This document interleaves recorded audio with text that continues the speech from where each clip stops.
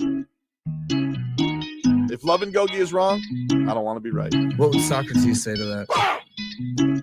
It tickles my fancy. Okay. Goosies. I don't have hair. Oof. You got Marcos. That's not right. Yeah, That's true. You do got me. Get over here, Marcos. Let me look at you.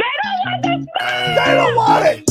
Tobin and Leroy, ready to deploy. Had to hit it with a little journalism, but that was a decoy. Better have about me, boy. Okay, Leroy and Tobin, hold to the show, man.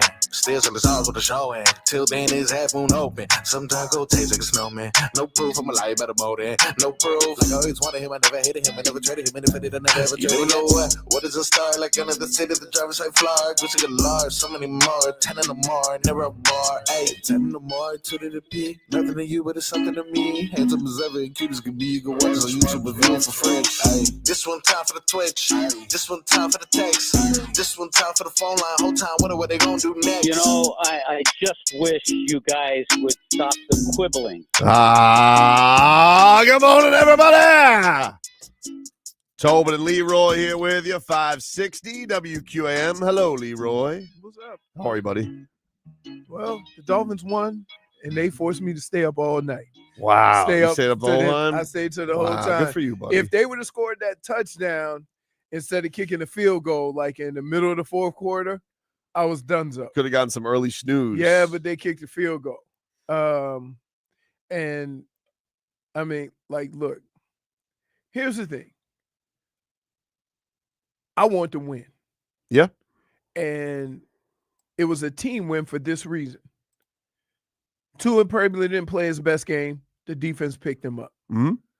Tua did make some plays, 3rd and 16 and stuff like that. But the other offense was it was a defensive game because the other offense wasn't necessarily moving the ball, like they had been the last few weeks. So They've been humming the last couple of weeks. right, that's what I'm saying. They had been playing really well, the Rams. So the defense did a heck of a job. I will tell you this.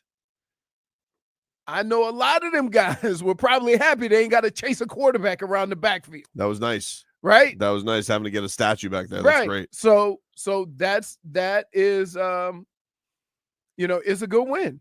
It was like it doesn't matter what you think of any individual player in this game. That was a good win.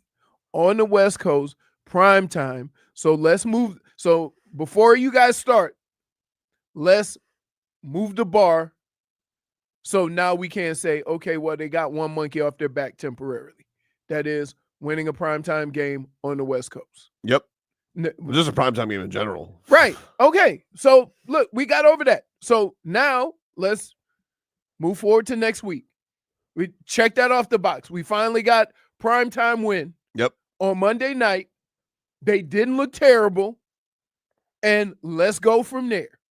But as usual, you know what's going to happen.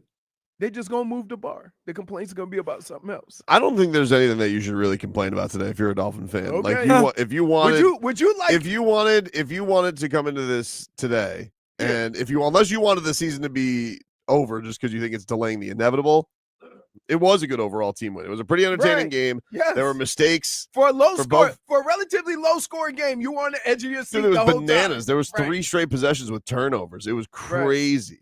But like I mean, it was one of those where you got a pretty cool start to the game. You got to see your rookies do a really good job yesterday. Malik Washington got his first touchdown fast. Right.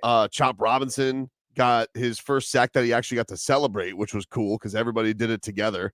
So that was pretty badass. Right. Tyreek Hill got back in the end zone for the first time forever after you were terrified that he was not going to play. No, you could complain one thing. What? Why can't Waddle catch the ball? I don't know. He has moments. I told you it's guys, not even though. moments, bro. That because Buck tried to say, "Oh, it was deflected," and when you saw the replay, it was like, no, it was right through his hands. And then I don't know if he was making a joke because of the Cowboys thing or if he was serious. But then he starts going, "Lights were in the eyes," and I'm like, "Is he making a joke there about the Cowboys thing, or did he genuinely think the lights bothered him?" Can I just tell you some stadiums, the way where how high their lights are, depending on where the ball's thrown, it is a problem. But you normally try to catch the ball like this. You always try to the upper part of your helmet will block the sun or the light or whatever. If you all of a sudden look up, it could get you. But that would be a fine excuse if you was catching everything. You've been kicking the ball's ass for a lot of the year. That's what I've been saying. I'm not gonna give you. That's why I texted you guys yesterday. I said I'm not saying it, but I know you're all thinking. Even this time, if you have a legitimate excuse, we can't buy it because that wasn't the excuse 2 and 3 weeks ago. Yeah, that was. This is the definition of fat cat syndrome. Possibly. Well, he's gonna have to beat those allegations. Right. We're building a case on. You him. ready for my first 3 texts in the group chat with the negative Nancy's? How bad is he? Throw it away. Dolphins need to draft a quarterback. They're drafting. Get an offensive line also. Playing prevent. It prevents from winning. Jones. It was a rough night for Robert Jones. Right. Why can't this D ever make a player stop when they need to? This defense, who basically shut down the offense that's been rolling for the last no touchdowns. No touchdowns. Second time in like Matthew Stafford's career, I believe. Right. No, I mean, the guy we really should be shouting out more than anybody is mother bleeping Calais Campbell. Yes. Calais. Wait. First Campbell. of all, between him and Sieler batting balls down. 92 and 93 Bro. was like Aaron Judge and Right. Yes. Yeah, this is crazy. This is crazy. This man is pushing 40, and he is like he's having a Pro Bowl season. It's crazy. He's batting balls. He's causing havoc. He's sacking everybody. This is insane to do this at his age. I like when Giants smile. He was smiling a lot on the sideline yesterday. But now there was one moment when old ass Calais was chasing old ass Stafford. Oh yeah, I remember. It was like, oh, slow down. I mean, I think they both took a knee together after that little voice. You old? Yeah, I'm old. Bring in hand. Yeah. Sub. Sub. No, he was incredible though. He really set the tone of yesterday's game. He Right, set the from tone the of yesterday's get-go. game from the get-go. And He was then- incredible. And then Chop ain't got to run around and chase nobody. The guy's right there, so he's getting in on it. Yep. It was a hell of a move, too. Yeah. Oh, did you see him go upfield and underneath? Yeah. Oh, gotta have my man on skates. I was happy that he had that because like Jared Verse has been having a crazy season, so it was good to see the Dolphins rookie show out a little bit. That guy's good though. But Yeah. Whew. Now, He was I giving will tell you hell. this. Kudos to that defense for this. It was getting pretty thin in that secondary. Oh yeah. We had some faces that we were not accustomed to seeing, and it showed. Talking about Saran Neal? Huh? Yeah. Talking about They had to bring in Saran their special teams corner. When Saran Neal came in and then Stafford's eyes lit up. Oh my goodness. I'm like, no, not 33. Oh. And he was running across that formation like, I got this. He looked like he knew what he was doing. Felt confident. And then I realized, okay. But you called it last night on the chat about Jonnu. Jonnu had the Ingo's out. Jonnu's got a Jonnu had that. That was a beast run, dude. beast run. That was awesome. Beast run. But yeah, I think he is, as time moves on, if they continue to use him in that way, that's gonna open up Tyreek and Waddle, simply because if he's going across the middle and the linebackers stop to make sure they get him, the area over the top is much better. Like when Tua dropped that dime over there, who was it in the I think in the fourth quarter? Oh, the one he threw to Malik threw 3 guys. In the corner. No, I'm talking about the one he threw over it was a corner route or a 7 route, and he threw it over the corner and underneath the safety. I'm like, that's it. My favorite play is when he had the spin out with Raheem Mostert. That was sick. Yeah. On his blind side, I was like, woo. That was nasty. Yeah, but again, we talked about the offensive line being decent. They weren't very good yesterday. No, they weren't. And although props, I gotta give Eichenberg props on something. What? Great flop. Great flop on the headbutt. That's a heady play. Wait, I know there's one play you must have loved. It was from the opposing team, but this was such a Tobin play. Oh, the guy that The wet willy, the wet willy. Oh yeah, that was great. Kyron Williams. He gets Kyrie the old Williams gave him the wet willy. finger in the ear hole of Cater Kohu. I was like, oh, Tobin must be laughing. That right was now. funny. Oh, That was fun. No, there was a lot of shenanigans in that game yesterday. A lot of shenanigans in that game. But that was that headbutt flop. That was a great play by Liam Eichenberg. Get an extra 15. Good play by him, dude. And he initiated. He gave the little shovski. He got the guys like, oh yeah, bang, got him. What are we doing? Like, is your job not hard enough? Now we got to go into acting. It was great acting. You got a penalty for it. I got to give him props. For all the people that here, one of the hardest things for Tua to kind of navigate through right now, right, is trying to make a play, throwing the ball away versus Trying to make be something happen. safe. Right. And so you have moments in time where he almost looked like he was going to throw it, and he's like, no. And he's usually never that hesitant. But when you have a pick and a fumble in a close game, right, the sack isn't the worst thing than just chucking it up. Yeah, Aikman was giving him a hard time about it yesterday. But no, you can't because he didn't know where to throw it. Oh, hello, Jennifer. Wow. Woo. You almost hit a triple-double on their ass. Man. 10-18. Sheesh. You know, if you'd have got 2 more rebounds, you would have had the triple-double. Should give that Wemby. 10-18 is good at 100 meters. Huh? So 10-18 would be good for 100 meters. Yeah. But that would be your fast and on time. Yeah. Weren't you talking about football? Yeah, it was. What are you talking about? She's lashing out right now. Why are you lashing out? Wow. Man. Man. Great. Oh, my God. Oh, here we That go. train. The -1. Got into my car. It was insane. A guy in a wheelchair was back. For sass. The How JFig are you? Traffic Chronicles strike again. Wait. You know, if a guy in a wheelchair backs into your car, you win. No, he pissed me off. Wow. Ooh.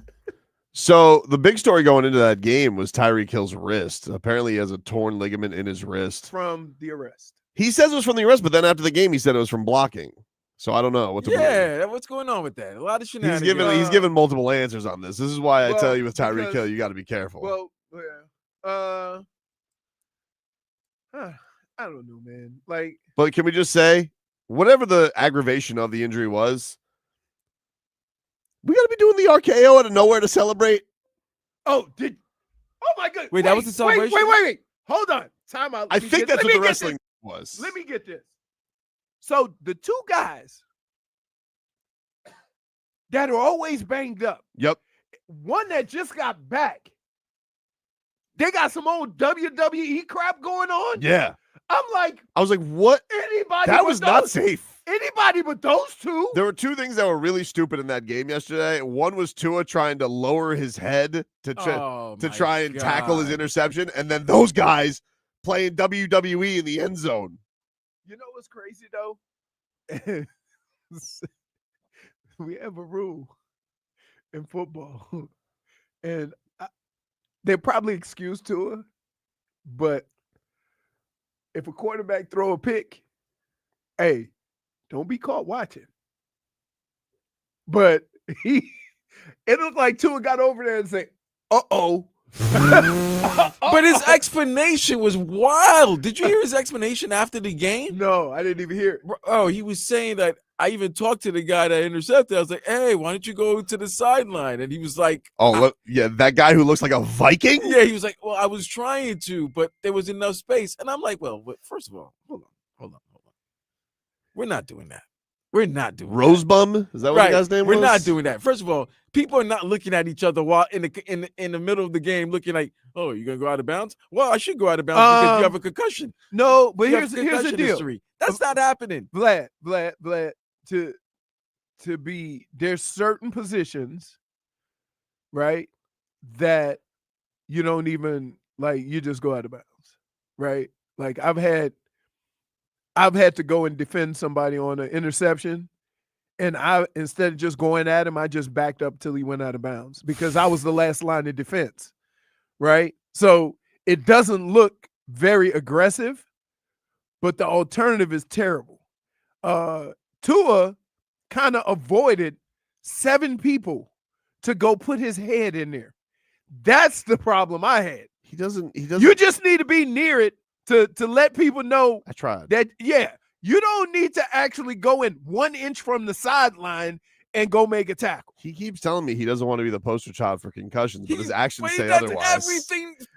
Every time you my see him, God. he fold it up. And so we did the post game this morning, right? And then so when I was saying that, because I was like, why would he do that? All right, bad enough you already threw the interception. Second of all, keep your head on the swivel. Now you're a defender. They're looking to hit you, but maybe they might not hit you because it's you.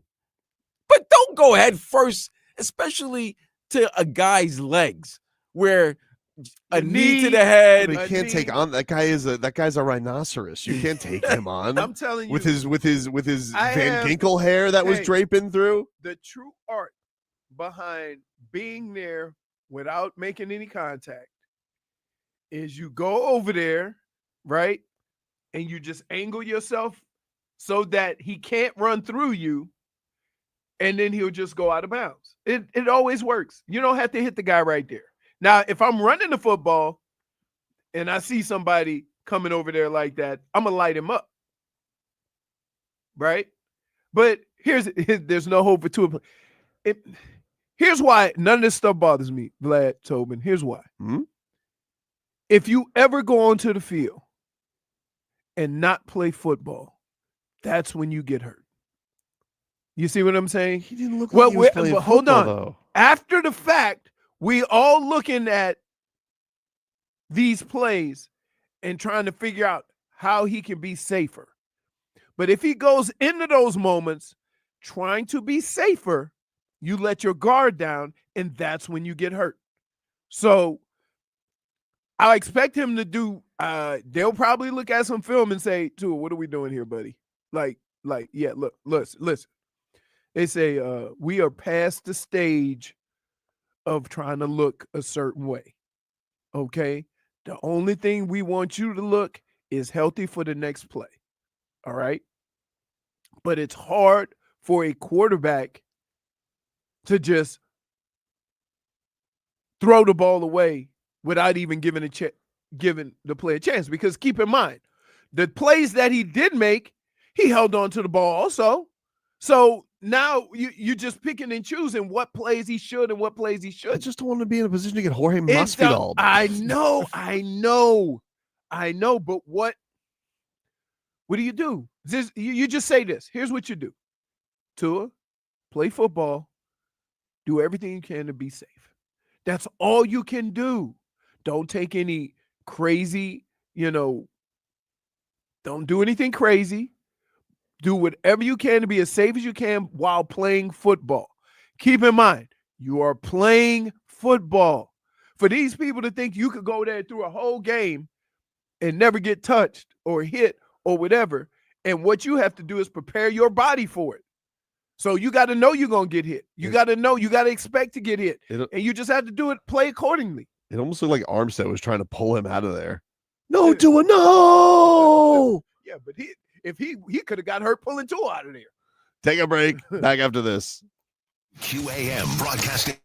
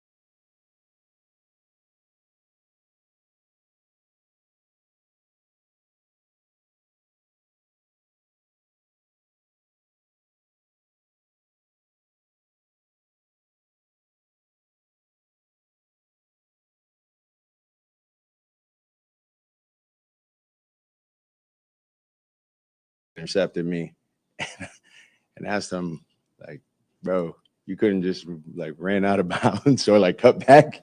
It's like, you seen me and I seen you. Like, you wanted to just run me over. He told me after the game, he's like, there's no room there. Like, there was nowhere else to go. So, he got to do what he got to do to help his team win games. And I wasn't planning on using my head to go hit him.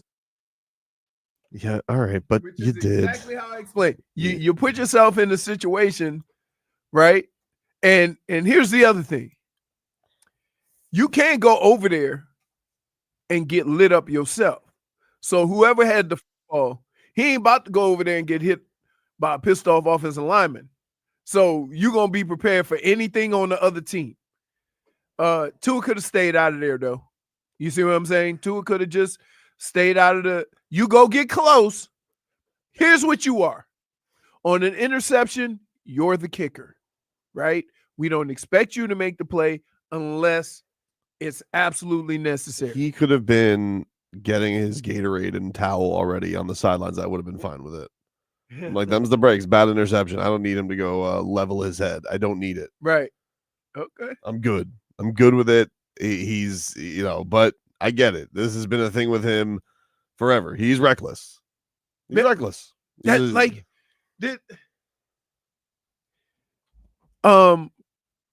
FYI, most football players are a little reckless. That's fine.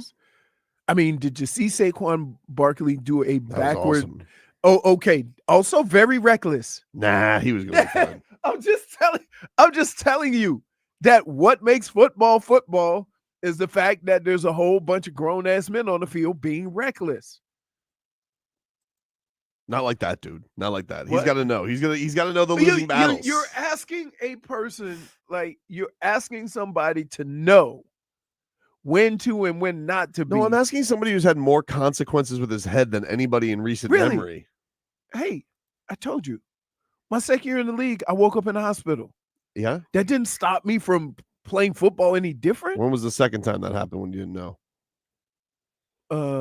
It didn't. That's right. Well, no, but I didn't stop playing football the way I played. Did you get blindside hit again? No, I didn't get blindside hit that time. It was from tackling the smallest guy in the NFL. Mm-hmm. So you kept it out of your weight class. No, I went to the next week. I said, I think we might be done with this kickoff stuff. If there's one guy I don't want Tua being in contact with, it's the giant linebacker with hair down to his ass. Oh, because he's just Just a reckless intangibles again battering ram. You don't know reckless intangibles. You don't know who you dealing with, but you have to take every person you dealing with serious. Guy looks like he only eats turkey legs. Raw. Like right off the stick, right off the fire, like with the little fire on the stick. If he cooks it. Yeah. So yeah, like I get Guy's it. name is Rose Boom. It's easy for us to look at the TV and determine how a player can be safer or not. Right? But when you're out there, you just play football. Like listen, there are certain situations, I agree. Like, I know, here's what he didn't want. And I promise you this was what he was thinking. I can't throw a pick and be caught standing around watching. I know, but that's a bad look. Wait, hey, Vlad, we turn on the TV today, this morning on ESPN or whatever we watch it. He's and not Tua working, just he's standing not- around and Tua just threw a pick. What they gonna say? There's two things they're gonna say. One, he's not. Oh man, after you making a mistake like that, you have to show hustle. You gotta Right. You gotta make and an what I effort. would and then second, the host would be, is that an indication that he's not fully back from his concussions? And he's Right. okay, playing and then hesitant? and then who's the guy who comes in and be like, "Oh, okay, did we want to do another 3 days on should Tua continue to play football?" Oh no, okay, great segment, guys. No, they're not. I'm telling you. But then, like that's you know how not the way. stupid that is. Like to have an idea? Yes, no. Do you understand how dumb that is? That all of these anybody would question that, and yet they're the Tobin, same shows that would go out there and say he shouldn't play football anymore. all of these conversations are stupid. No, this isn't a stupid because conversation. you just got to play football, and you have to be. First of all, that's aware. not playing football. What he basically did was When you throw a pick and you go make you go. he basically made himself a hopscotch obstacle. He's not a linebacker, so But his tackles are always going to look awkward. Of No, course. but Leroy, listen, he's right to go for the play, but don't go low. Like this, You can't go high. I'd rather him go high and Don't get go anywhere. I'd rather Right. him go high and Listen, get deflected off. Here's what I got to teach. Tua, talk to. Let me tell you something. I did this for a long time. Okay, give me a call. We gonna teach you how to try without trying. See what I'm saying? We gonna teach you how to run over there hard. Yeah, you can fake it. Right? Yes, you fake got really. That's cool. You got to run over there. You got to run over there, and then see other people, and just take that angle. I'm gonna be the safety. Mm-hmm. That's what you got to do. Don't put your head in there. Not. He'll learn. But right now, You can't say he'll learn. yes, he will. We can't Here- say yes, that. he We will. don't know that he's going to Yeah, learn. yes, he will. Because here's the Oh, problem. he gonna have to learn. Here's the problem. Right now, Tua and the Tua conversation is so volatile with in the NFL, everything that he does, right? That he is the one person that has to look the part and look, and every situation has to look right for him to survive the week. It don't even matter if they Dude, win or there's lose. no way anybody's criticizing him for that. There's no way. If you What? are, you're a bleep hole. No, so, dude.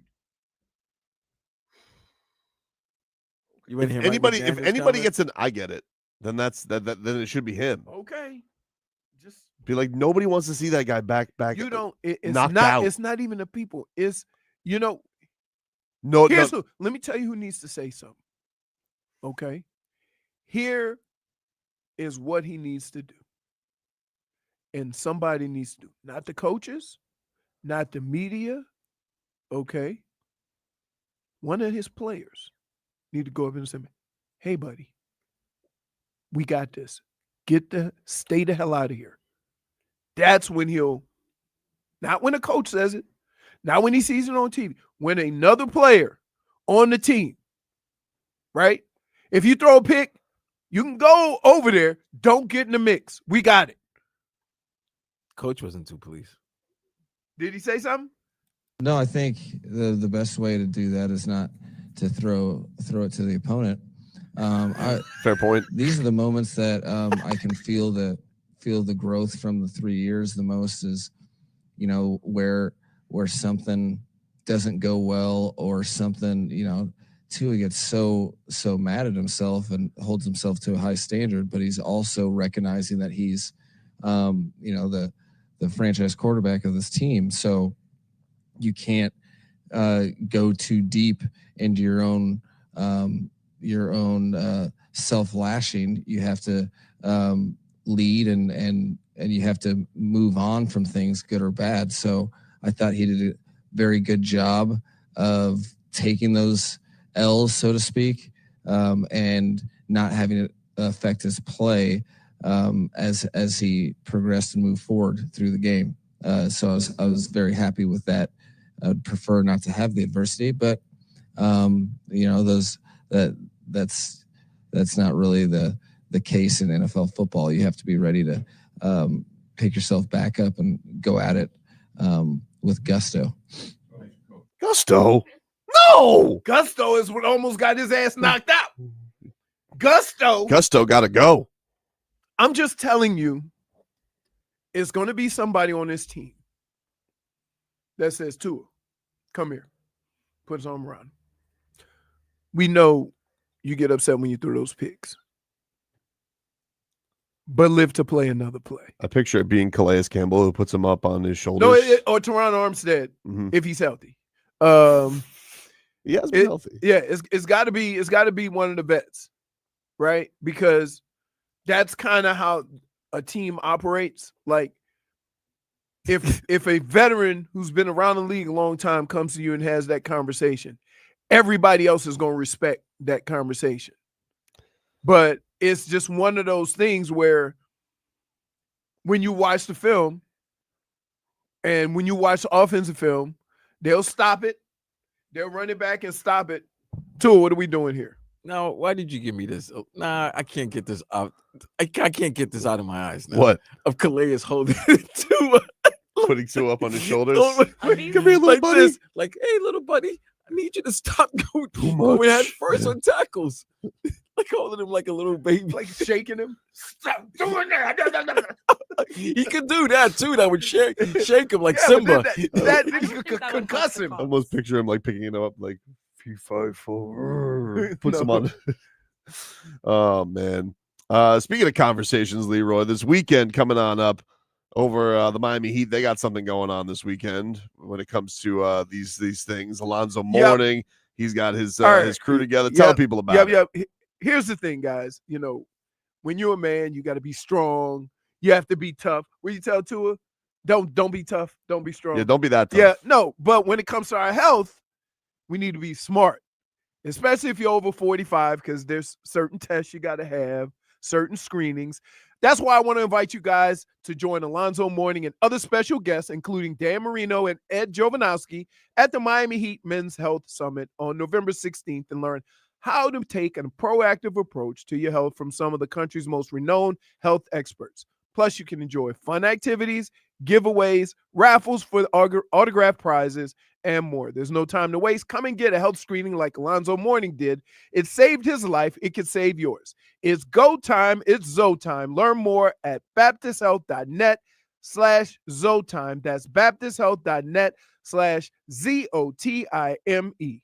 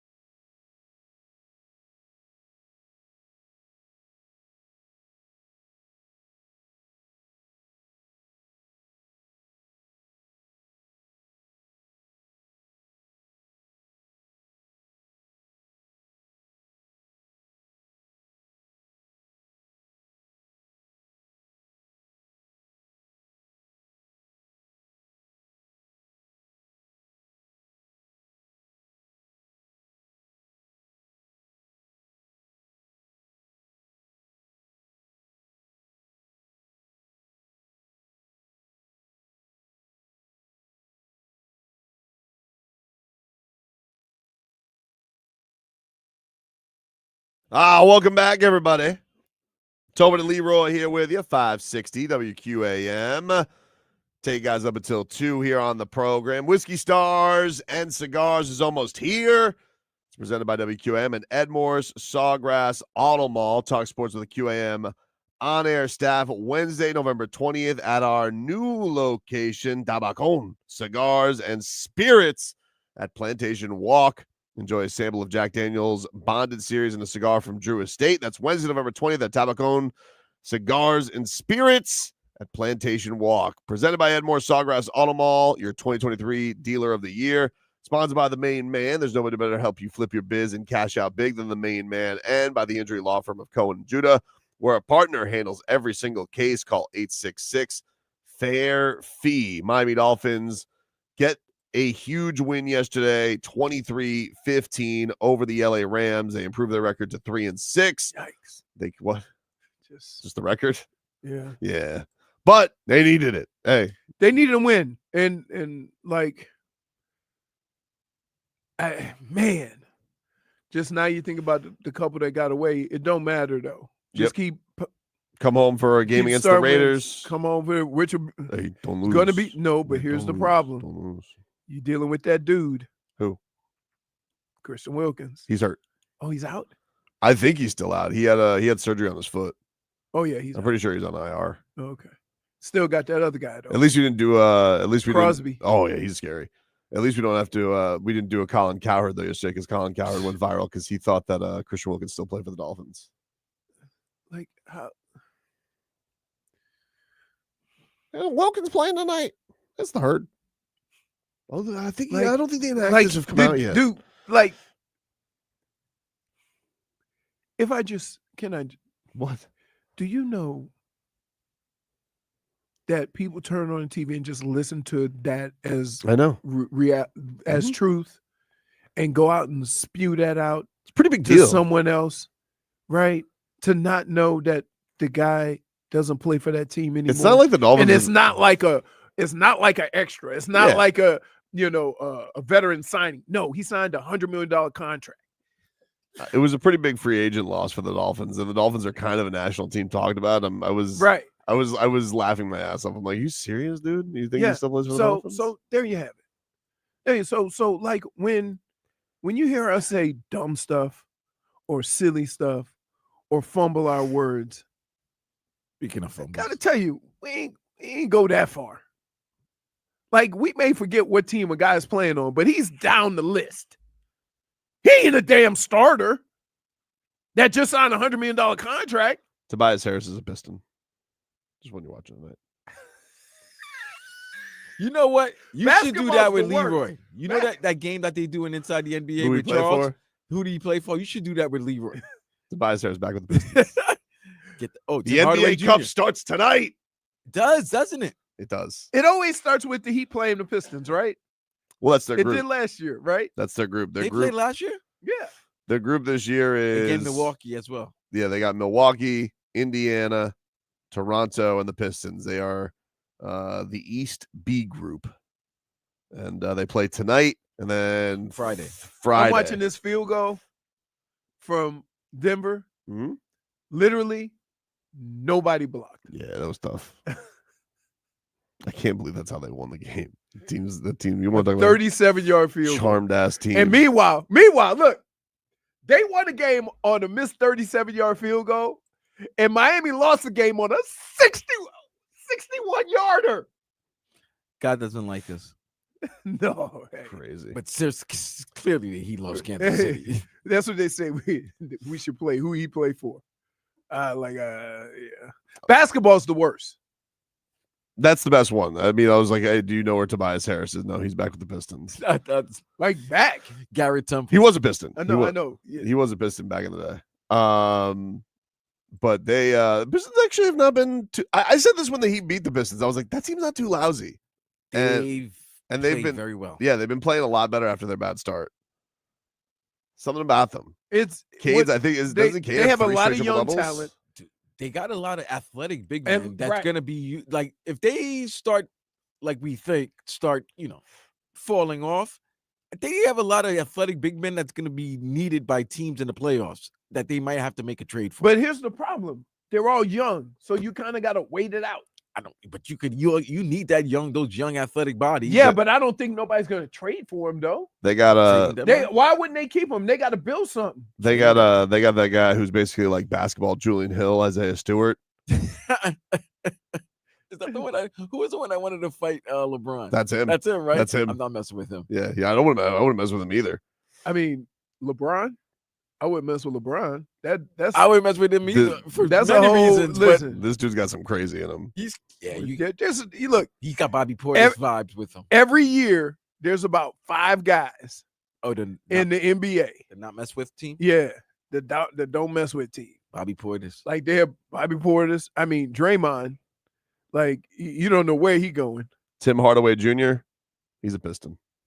So what you're telling me is Detroit. Oh, he went from New York. He was at New York, right? No, he was in Dallas. No, he was in Dallas. Dallas. Damn. So what you're telling me is Detroit's the land of getting big contracts and not winning. Well, I think I don't know if he was at the last year of his contract or if he was, but he had a falling out with Dallas last year. Apparently, like his dad came out and called him out. It called out Jason Kidd for like not telling his son that he was out of the rotation. And then he came. I remember in the game against the Heat, he had like an incredible third quarter because third quarters happen against the Heat, and he like rallied them back. So, yes, if you're watching tonight, here's the interesting news. Hmm? The Chicago Bears fired their offensive coordinator. Yes. And that's going to matter how, why. Like, Vlad, go ahead and say it. What? You know what? They fired their offensive coordinator. Oh, the streets need a body. Oh, Come yeah. on now, man. You already know. Hey, just random guy. Streets need a body. You know what I mean? Shane Waldron. Right. Ooh. Like, he was at home eating his oatmeal and talking to his kids and getting his kids to eat Fruit Loops. He said, "Hey, you're fired." Why you What? giving me the visual now? That's messed up. What if I'm you just eating? saying. I'm sitting down. What if you're eating your Captain Crunch or your I'm just oatmeal? saying. How did that conversation go? Hey, we gonna have to let you go. I'm getting let go. So you got a quarterback. He So- won't throw the football. And then when he's not throwing the football, he's getting run Hey. down by an offensive line that sucks. Have you ever been on a team, Leroy, where one Yes. play really destroyed like the whole season? Or One play. yeah, because think about it. They were Yes. riding high right off their bye week. They Mhm. just beaten Jacksonville, I believe, Uh-huh. in England. They were winning. Everybody was talking how Yeah. great they were. They were beating the Commanders. Yeah. And, And then one play, The Hail and Mary. they have a Hell score. Maryland, whatever they Right. call it, and then all of a sudden it's been Yes. dissension. You ever want me to? since. You want me to? Yeah. I'll break it down for you. So, the year was 1995. Oh wow. That's a We long had time just ago. came off the playoffs. We were building. We were 4-2, right? 4-2, going into a game, and on Wednesday we come back to the facility, and they say, "Hey, did you hear the news? Your team is leaving Oh, in the damn. middle of the season." Damn. I think we ended up going 7-9 or something along 6-10. Fired the coach, and we moved to Baltimore. That moment right there, You just like, leading the division. but you just felt like the energy just was weird around the building Because after that. From that moment on, no conversation was about football. Hmm. It was all about, because see, regardless of what people think, the owner can go live where he lives. Yep. The coach and the GM can either stay in their office or the coach can only talk once a day or whatever. And we had Bill Belichick. So he wasn't into no foolishness. I ain't answering questions for that. I ain't doing this. I ain't doing that. Blah, blah, blah, blah, blah. So now the people are hating Bill Belichick even more because he won't give them answers, which, again, nobody had. Right. Right? Kind of unfair to him. Like, Right. what's he It was supposed to say? unfair to. So he got fired. We ended up going to Baltimore. That moment when after that announcement, fans came to the games to boo the owner who wasn't there. Jeez. So we were getting boos and we didn't even know why. Right? Signs, everything. Back when you could bring signs and nobody cared. Yeah, all these signs, here's the other thing. All of the advertising, because they had the flip boards back then. Everybody hadn't gone digital. Mhm. They had flip boards. They painted them all black. So there were no advertising in the stadium. The fans did? No. Everybody backed out. Oh. So every time it flipped, it'd be black on both sides. So you had no advertising in the Jeez. whole stadium. All the fans were there booing. And then we just went on the tailspin. But it happened on, I think, a Tuesday. Random. And that's like in the middle of the season. Who says they're going to leave in the middle of the season? Terrible idea. Random. Right. Just a random act that caused your season. And it was right after we just went to the playoffs. So it wasn't like we were bad. But I'm telling you, that moment, it sucked the life out of every coach, every player, because nobody cared about the football game. I mean, the game for the Dolphins last year was the Tennessee game. Yep. That was the game that really Yep. that That really was derailed everything. Same thing. Wait, Hold on. Tennessee and Georgia Tech Hold on. last year. Mm. Hold on. What's up? But you won the game after that. Yeah, but you know it wasn't the same. Oh no, yeah, we won a couple of games. We won the last game of the season, Well, you had to. It was the last game in right? in And Cleveland guess Brown what? Stadium. Guess what the fans did? Booed? Booed? No, Cheered? no, took their seat home with them. Oh. So they literally physically ripped the seat out of the stadium. So when you looked in the stadium after everybody was gone, it looked like they were rebuilding. In retrospect, what's the meaning of that? You To got- Taking the seat? Taking people, the seat. if you had season tickets, you saved the seat for those. Be like, seats. where are you going to put that? Yeah, like where you gonna put it? Hey, you wanna have a seat? No, in, you're gonna save it. section 112, row So 18. you got to bolt it into the house. Come on, man. We'll take a break. Hour Tua. Calais Campbell gives you the goosies next.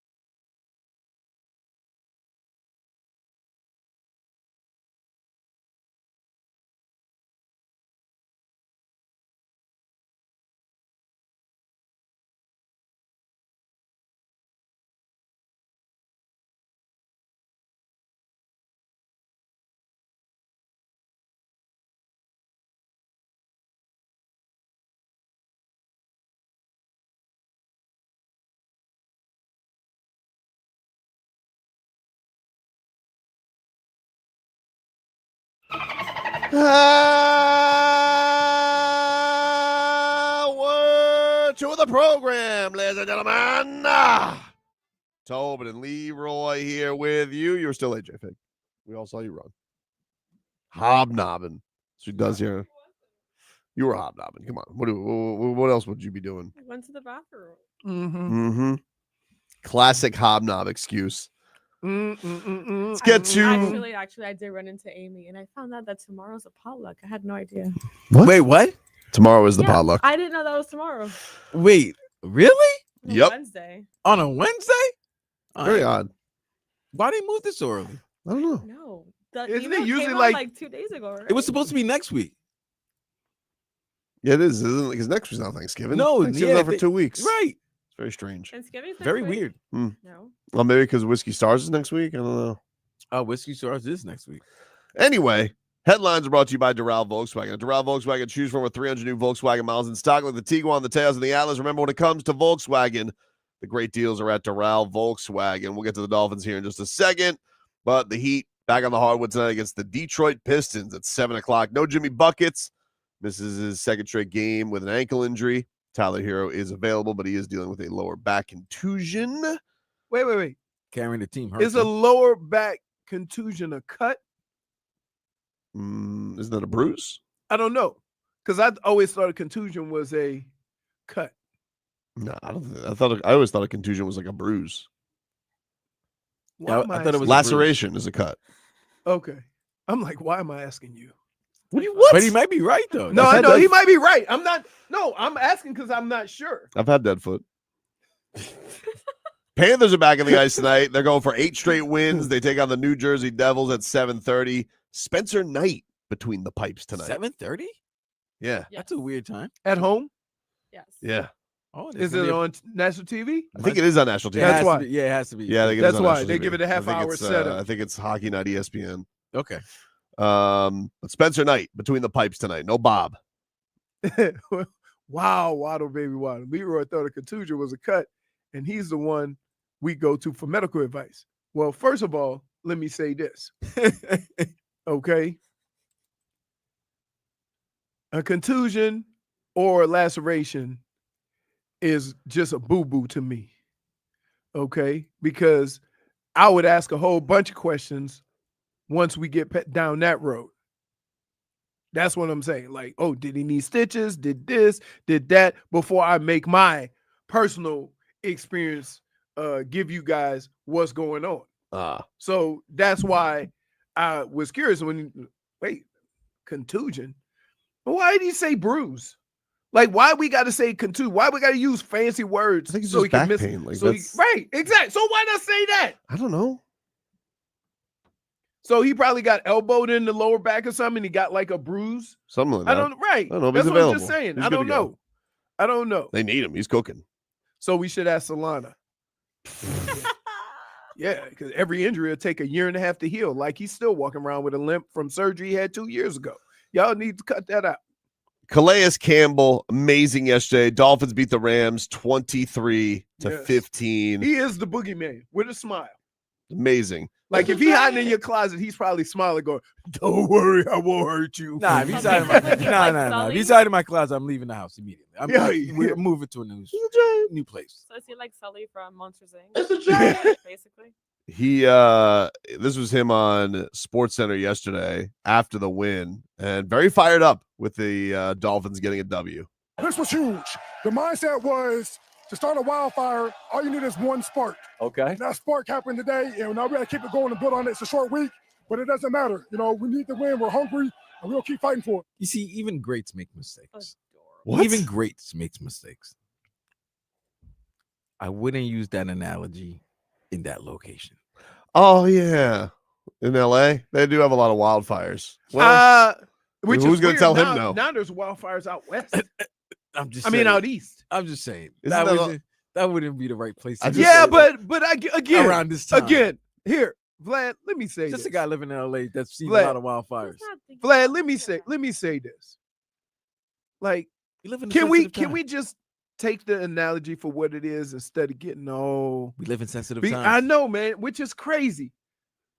Like, Maybe why he's is just everybody so sensitive? Maybe he's just a Bruce Springsteen fan. Wow. Another question you had Solana. yesterday. Kick rocks. I just dominated some old people in pickleball. Wow. That helps. See, that's Solana's spark. Wait.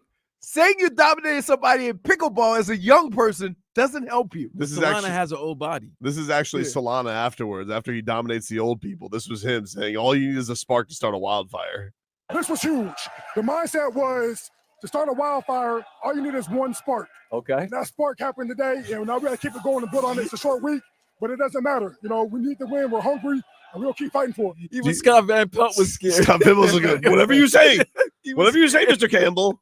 Huge. Oh my goodness. Ask Solana how he did in tennis against well, evidently he was Ira's playing like- pickleball. So Ira's like the That's- Jimmy Connors of tennis. So, Wait, but what happened with him and Mara? Ira busted his ass. Like that. Ira beats all of them. Busted Joe O'Rourke's ass too. Damn. I did hear about that one. Ira beats, yeah. Crazy. I mean, like, that man is fired up. Yeah, he was excited for the whole, like, if you watch that game and you saw that defense was playing with some juice. I can't believe somebody plays a position like that. I mean, I know he's bigger than everybody else. He's just batting balls left and right. He's dominating. By the way, can he be a center for the Heat? Because the way he was, hey, but I gotta tell you, that's one of the and you know, they were doing the same thing too. So that's one of the disadvantages of being a pocket passer, right? Is the fact that if you have a lot of tall defensive linemen, you're gonna get your hands on some balls. You just are. And think with Calais and like, thank God Sieler's back. Oh my God. Oh yes. my God. Like why y'all messing Sieler on up? Why y'all messing around between Calais Campbell and Sieler? Holy smokes. That was unbelievable. So yeah, to see, you know, what people don't realize is when you have those tall guys, that's what they're taught. You see the ball being thrown, get your hands up. Now 168, 165. Mm-hmm. So like you're not used to seeing D tackles that tall. Usually they're like 6'3", maybe, you know, they're squattier guys. But I just think this isn't like, you know, just at that age. I know that he's, you know, he doesn't play all the snaps, but still, like, he's making just such a dominant impact. Right. It's crazy. Right. Now the thing you got to do with Calais is make sure you keep him healthy. Mm-hmm. Right. Still, you got to find some guys to give And him some fresh. breaks. Keep him fresh, because as the season goes on, he's going to start getting boo-boos and, you know, sore because, you know, he's old. But that's fine.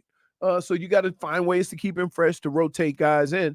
I was happy to see while Sieler and Calais were getting pressure up the middle, that the guys off the edge can make some plays. Yep. So that was the impressive part. With that pressure coming up the middle, they had nowhere to go. And old Chop Robinson getting there is great, because he didn't get there in college. He got close. It was a big one. 2 games in a row now. No, for he him. did. That was the thing when he was I know coming out of that's a college. knock, but it's like, you know, when you're in the NFL, you can't be almost, you know, No, you almost gotta get close. there. I You mean, gotta- what did we say the first few games? He's getting a hand on him, and then he put a move on that. Oh, he put Who they got this week? put They him, got, they put got him Min- on a spin. He put him on a spin cycle. Who we got? Minshew Mania this week, or we got Aiden O'Connell? Who knows who's starting there?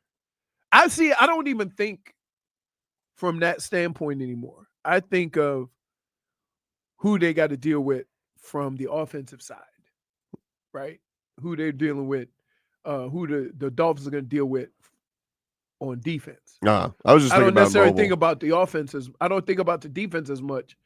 Maybe because I'm an offensive player, or if you think about it, the defense has pretty much kept this team in it mostly every week. Agreed. So I like where you have doubts or where you have questions. I really haven't had questions with the defense all year. They've had a couple of games where, you know, they just couldn't get it done. But for the most part, your defense has kept you in every game. This was Tyreek Hill. Tyreek Hill yesterday. He celebrated his finally getting the end zone for the first time in 7 games. By almost putting 2 old guys out. I mean, I don't know why they thought this was a good idea. Look how high they are.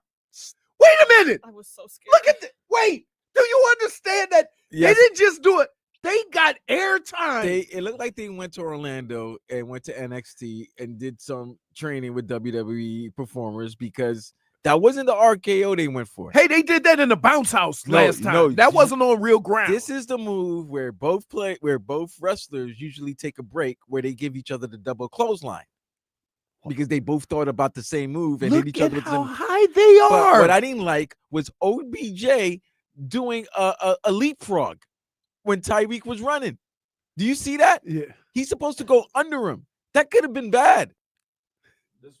This was Tyreek Hill afterwards. He was asked by NFL Network about the celebration or getting back in the end zone. That's what he had to say. First touchdown since opening game. How did it feel to get back in the end zone? It felt good until Odell slammed my back out, man. You know, that kind of hurt me. So I probably missed Wednesday practice with that one. He already said it. He already. Hey, I mean, like, what? Hey, yo. What are they doing? What'd Like he that say? was crazy. What did he say? Odell slammed his back out? Yeah. First touchdown since opening game. How did it feel to get back in the end zone? It felt good until Odell slammed my back out, man. You know, that kind of hurt me. So I probably missed Wednesday practice with that one. It's already got it lined up. Already got it lined up. You got to set the mood. He's already been to practice. We'll take a break. Back after this.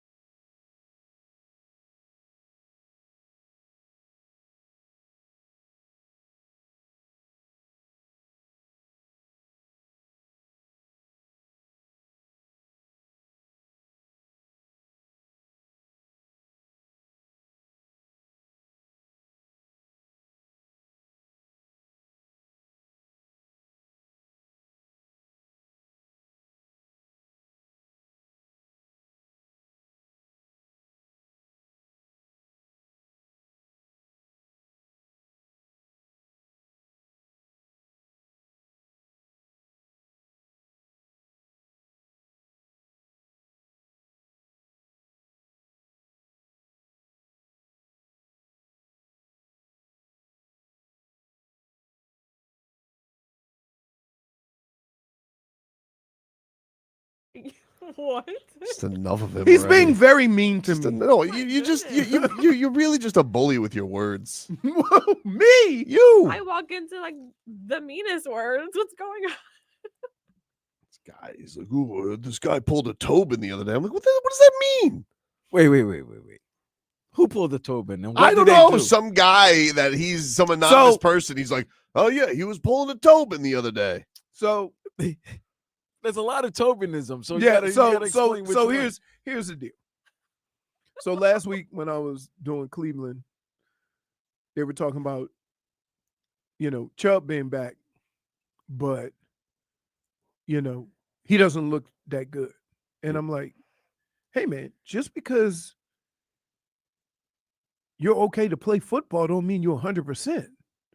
Y'all need to stop. Fans look at a guy and say, oh, if he's on the field. I say some of these guys are going through a lot to just be on the field, and we grading them like they're 100%. I say, be careful with that. I still how is this a Tobin? Let me I get don't to understand. it. So I was thinking about Tobin, talking about Jalen Phillips. He beat science. He did beat science. But what I'm saying is just because Jalen Phillips was back doesn't mean he was 100%. Looked pretty good. Gotta say. I mean, getting a sack doesn't Didn't you mean you're say back. He looked good. I did. Didn't won a you game. No, I did. agree to beating He science? made plays, bro. He was making. He's never plays. going to admit that he beat science, but he did But beat he science. did. He Ask did him. admit it that Here, week. We by did the way, ask him that. By the way, I did. I don't know how to explain this without. There is no such thing. Of what? Beating science. That's not true. You know what? Okay. You know what I Here's like what- about Leroy? Leroy was so close to admitting. He even texted you. What game was it? Was it Jacksonville game? I think it was. I don't know. It was You the. literally said you hate to admit it. Yes, you literally said you hate to admit I it. said I hate to admit it, he looks good. Yeah. No.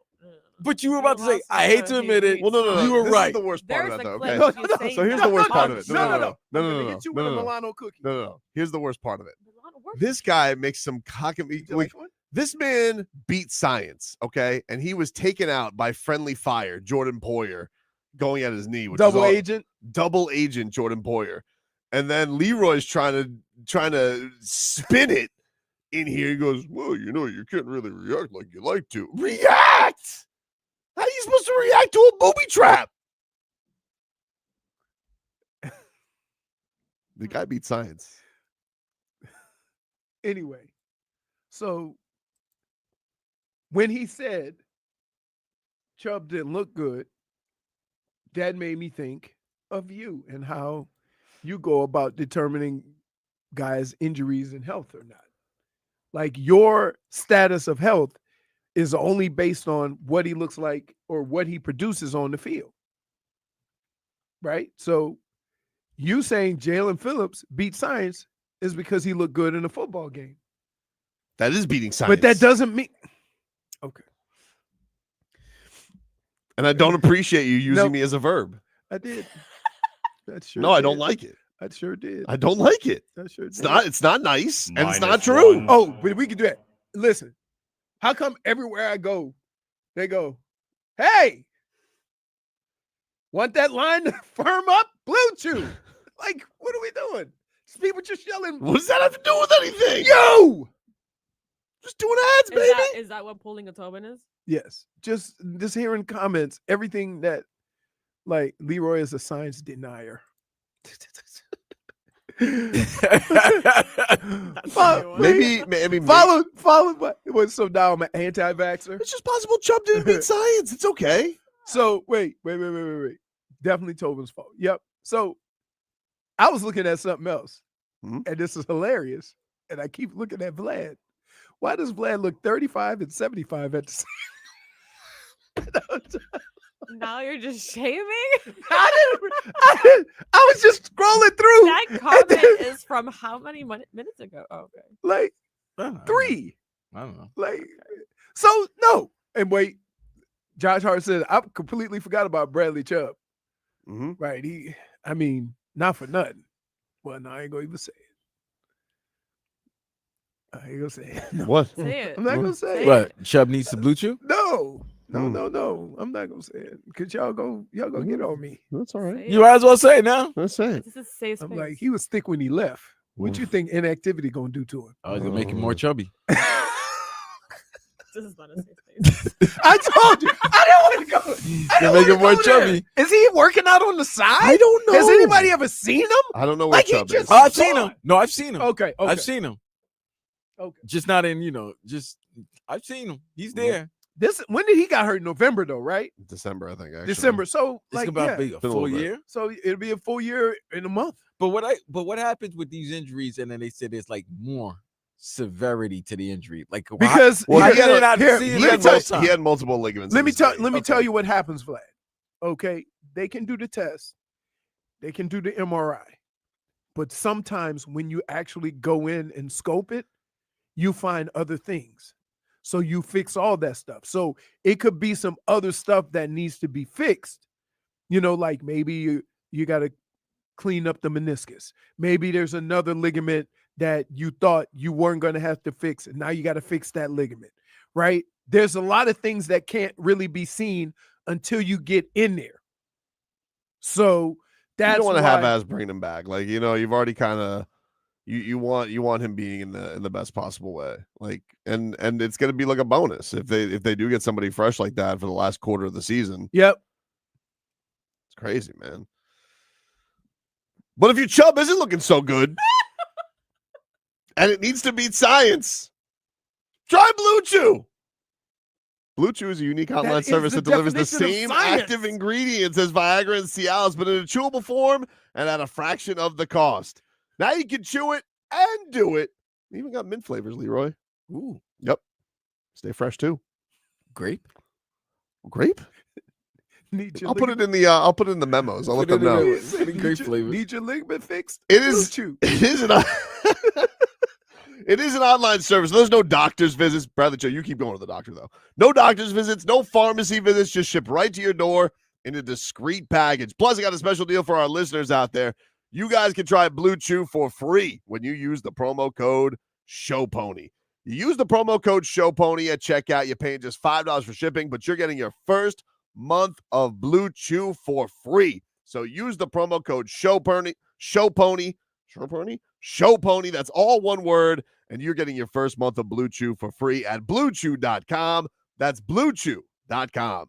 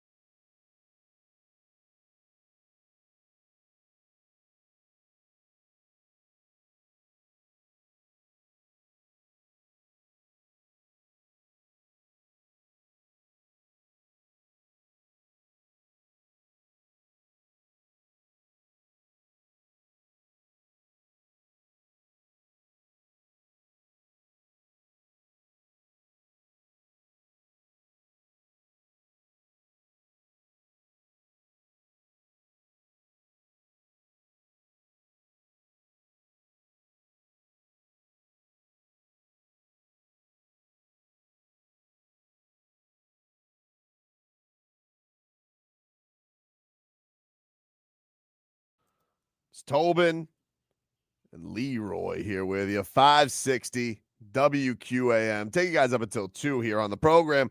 Got a cool giveaway if you guys are into stand-up comedy. We are going to give away some tickets today to go see Tom Segura.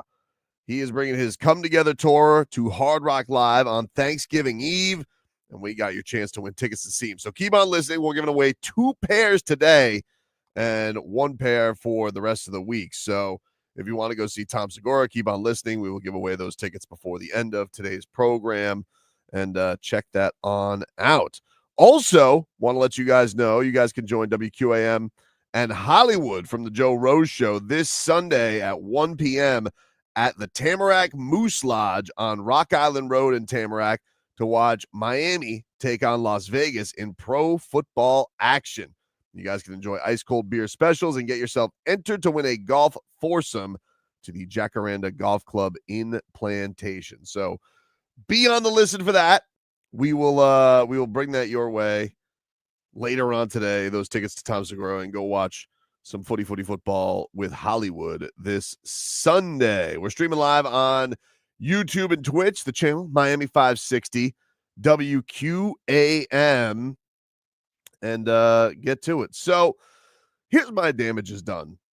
So are you guys, did you guys see what the big controversy was this weekend? Let me guess. In the NFL world? Oh, NFL. Mm-hmm. No, I was. What was the big stranded this controversy in the NFL? You were stranded this weekend? Yeah, in a marina. Oh my gosh. Well, let me show you. Hello, Leroy. So I really hate the internet and what the internet's become, right? Really? You're part of it. No, that's not true. Oh my That's God. not fair. You are the reason. That's not true. That's not true. I don't like that. You're doing this now 2 segments in a row. You You're blame me for things that I You don't. guys do. have really been going at it, man. Texted us saying, "I got him." No, this is ridiculous. got I don't in do their that. head. I don't do that. I don't do that. But I really do. I genuinely hate like all the fake controversies, how everything's a controversy. So this weekend was Veterans Day weekend. Veterans Day was yesterday, and Fox did their pregame show on a naval ship. Right? They usually do that. Yeah. Usually do that. Yeah, Usually yeah, do yeah. that. Michael Strahan has found himself in a whirl of controversy. Oh no. For the dumbest reason, because people get their undies in a bunch over anything. And while they're out here and the national anthem is going on, Gronk, Jimmy, Terry, they all got their hand over their heart. Michael is standing at attention, hands crossed like that. He's not sitting down. He's not there. So that's why he's in trouble? People are saying, what is this disrespect? How could you not have your hand over your heart during the national anthem? Everybody, it's not a requirement that you put your hand over It your is heart. not. First of all, it's not the Pledge of Allegiance. Right. That's right. The Pledge of Allegiance Right. is where you put your hands. Exactly. But that's Exactly. But this has now been swirling. People are asking for Fox to dis. They don't like when they play the national anthem in a stadium. Usually the only people who put their hands over their heart are the people that are in the armed services or police force or stuff like that. But normally nobody does. Usually the only thing is if you're wearing a hat. Like you usually Take your hat off. Yes. Right. Yeah. while it's going on. But you can stand at a respectful attention. Like you don't Right. have to put your hand over So your they heart. really So people are dragging Michael Strahan through the mud, not realizing Michael Strahan's father served in the army for 23 years, and he grew up in an army base. So if there's someone who would never disrespect the Like, what are we doing? the armed forces, it would be Michael Strahan. What are we doing? But the damage is done, my friend, Damage because this is is done. society today. We just look for any little thing to make it a thing. Facts. Jay Glazer comes out. He goes, I've seen this guy with no fanfare donate thousands to veterans, clothes, homeless veterans. What are we doing as a world these days? I mean, I could break it down, but vets don't care if you kneel, sit, sleep during the anthem. it was the whole week. We were coming off a political week, so they're looking for every little thing right now. Yeah. Yeah, but they're always looking for something. But I know, but coming off that time, what happened Yeah, I a got week ago you. Tuesday and everything like I got that. So yeah, they're looking for any. You little know thing. what? You know what's amazing is that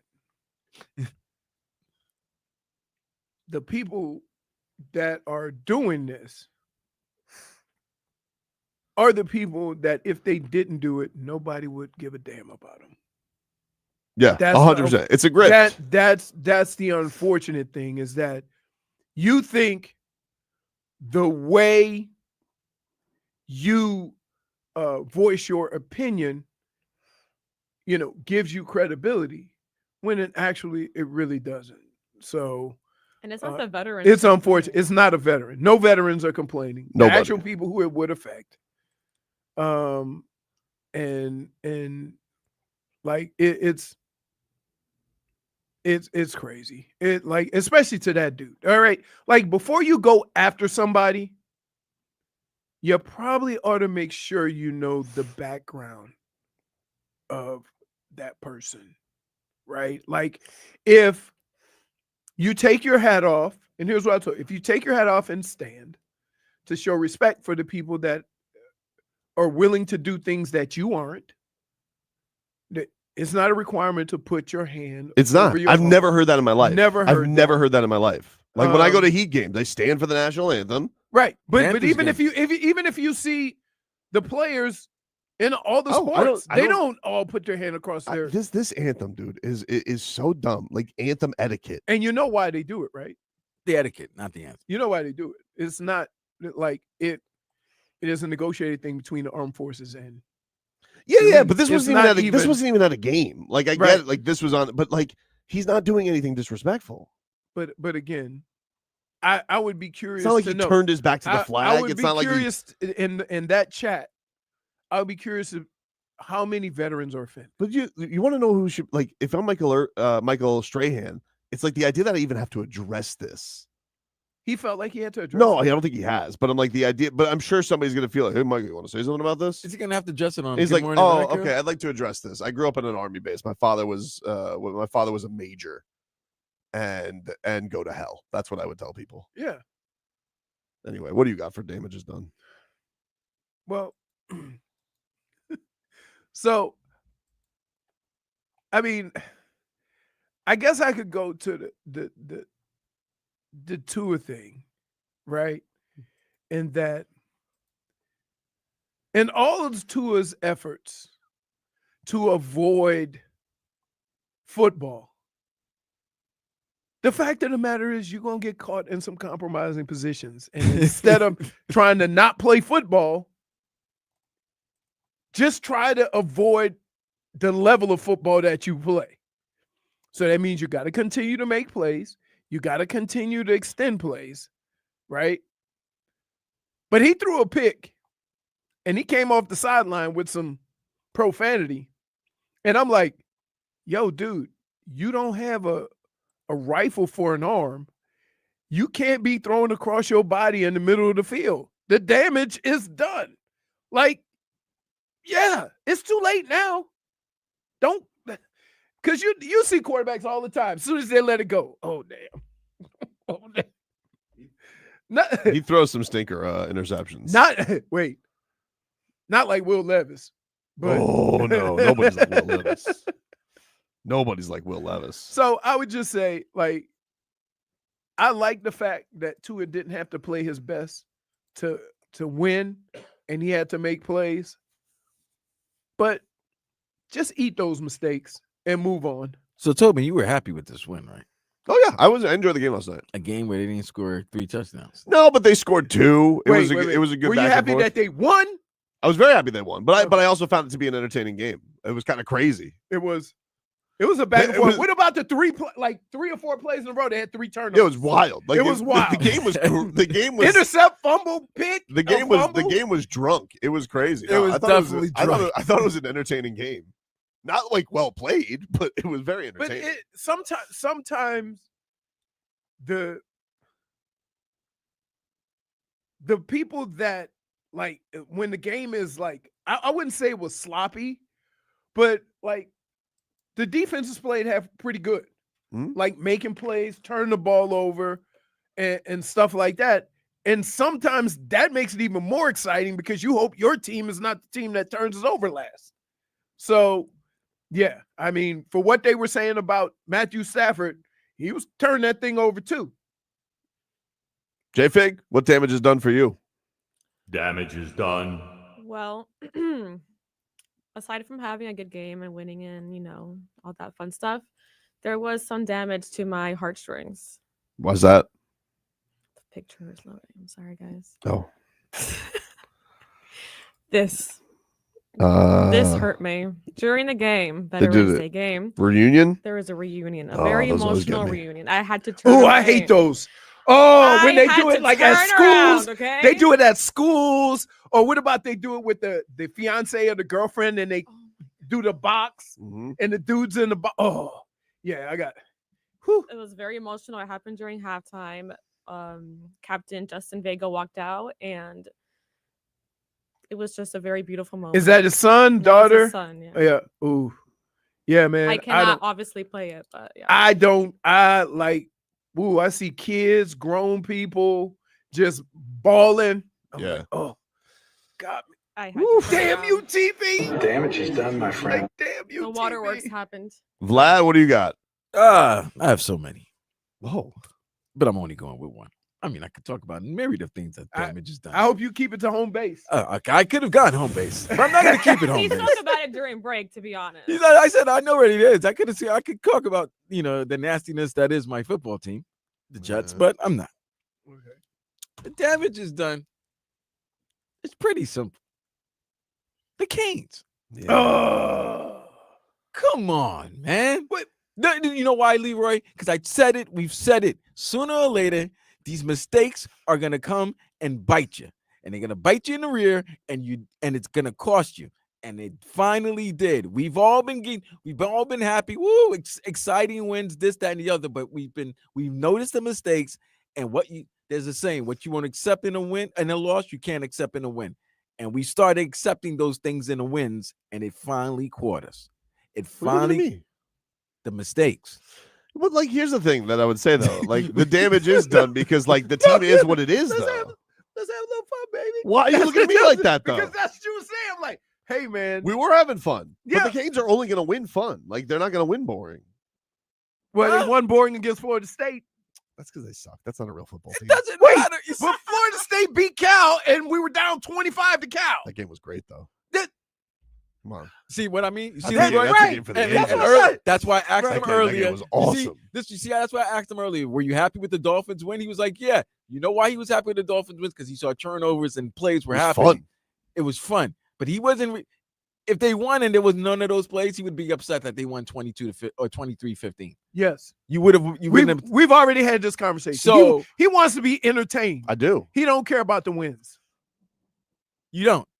I mean, I do care about wins. Nope. Don't say I don't care about wins, but I do. But I do watch sports mostly for entertainment. And this Cane season has been fun. But I think this is the thing that I think is silly. The fans. You know what's fun to me? What? Winning. Okay. Well, I don't care how it is. not everybody can steal everybody's signs. I don't know what to tell you, dude. The Canes are trying to do it on the up and up. You know what? Listen. That loss last week, it had nothing to do with stealing signs. Oh, I disagree. They had let me tell you something. That defense needs some blue chew. Man up. But wouldn't you say this is the thing with the Canes fan, right? All right. I've been having a great time this season. I've been having a great time. But I don't. But you can't change what you came into this year thinking. They the ones that said we're gonna be tougher. That's true. That's true. But that's but come on, he always says that. The team very clearly is buoyed by a great quarterback. They played very dangerously. This was basically known. The only game they've really throttled the first three when I guess you could count Florida State, but Florida was one of their most dominant performances of the season. They were playing with fire. You knew that they were an imperfect team. So I think when that occurs and you're like, all right, would you have what was the game you would have rather lost? There weren't a lot of games on the schedule where you're like, oh, that's an acceptable They're better than all the teams they're playing. And with the conferences. But I'm not upset about the fact that they lost. I knew it was coming. Okay. And you have to understand that football is a very negative sport. It's the only 100% sport. That means that everything is judged on 100% performance. Not baseball, not basketball. Football is 100% sport. So when you watch these games and you see what's going on the defensive side of the ball, or the carelessness or the penalties or stuff like that, as an athlete, you go, okay, we're winning, but this is not sustainable. Mm-hmm. And you always hoped that there was going to be that one game where they get their bleep together and just go out there and handle business. And it never came. Never. There was never a situation where they just went out, except maybe Florida, right, and just handled business and walked off the field with a victory. Not one game. So the fact that it happened this week is not the disturbing part. The disturbing part is you got pushed around and punked. But you wouldn't say it was by surprising. a team. But you wouldn't say it was surprising. Like if you, it was surprising. If you all really watched the Canes this season, what happened on Saturday, while disappointing, is not surprising. What is surprising to me is how they got pushed around.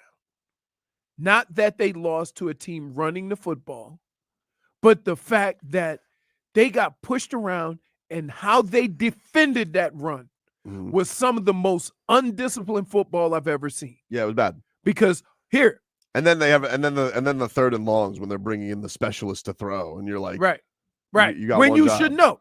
But here's the deal, okay? There's one standard rule of defensive football: never get outflanked. If they had that one basic fundamental rule of football, they had a chance. Mm-hmm. They kept getting outflanked. Guy kept going, running sweeps around them like, yeah. And then you realize, wow, they got speed. You don't. So, like, yeah, I just wish with all the trick, they did a lot of fancy things running the football. I just wished that if there's one thing that you were going to be that you say you were, it's not necessarily good, but tough, you would have won that game. I don't think they're a perfect team. If they come back, if they come back and they win these next two, I'm going to be very proud of them. I think the thing I'm genuinely worried about, because I think what's been a problem with Canes teams and Mario teams in particular, first of all, off bye is not very good, and second of all, you have a Wake Forest team that sucks. You go in, they do. No, I know. Do suck. I know. But I'm saying, like, you come in that game, like, I would see now. I expect the standard for the next game, because this is a team you're very clearly better than coming into your building. I want that performance. I know what's been there. Okay, can you improve upon it with a week of practice off? You know, right? And that should be the standard to get right and see if you can get back into this conference championship and get yourself back in the playoff picture. Because yeah, I'm sure a lot of Canes fans are gonna be pissed tonight because you're gonna be out of the playoff picture. You're not. They might be. They're gonna be on the cusp. They're 12. They're gonna be on the cusp. Well, they're 12 in the AP, but who knows what these CFP mother bleepers are gonna do? They're not going to drop from 4 to. We'll see. We'll see. I'm going to agree with Tobin. They're not going to drop. I feel like people have been waiting for the Canes shoe to drop. They're not going to. Well, because here's the deal. You do realize if you drop Miami out, you got to put SMU in. I think they are going to put SMU. Aren't they undefeated? No, one loss. They have one loss, but they're undefeated in the conference, right? No, I think who's their loss to? SMU. Did they lose to? They had a crazy loss. They almost lost to Duke. I know that. Right. They almost lost to Duke. Here's the fear. You know there's going to be a 3-loss SEC team that's going to be ahead of a for sure. One-loss Power 5 conference That's team. the thing. Look, it's infuriating with the SEC. They get to play by different rules. The Big Ten, that's why they souped up the conference at the way because they did. You have to understand, when this was all being figured out. SMU lost to BYU. So they don't have a conference loss. No. And BYU is also in the top 12. So that's a good loss to have. Right. In a low cost. So yeah, Right. they'll probably here's what people don't realize, and this is why everybody thinks there's bias. For any of this to work, ESPN and college football had to have the SEC and the Big Ten involved. And so when they started negotiations, they knew if we get the Big Ten and the SEC involved, then we can get everybody else. So that's why they have all of these different rules for the Big Ten and the SEC. If the ACC was a dominant If the ACC had Florida State, Miami, and Clemson always in the top 10 at the end of the year, right? Then they would have been in those discussions. And that's just factual. And then guess what?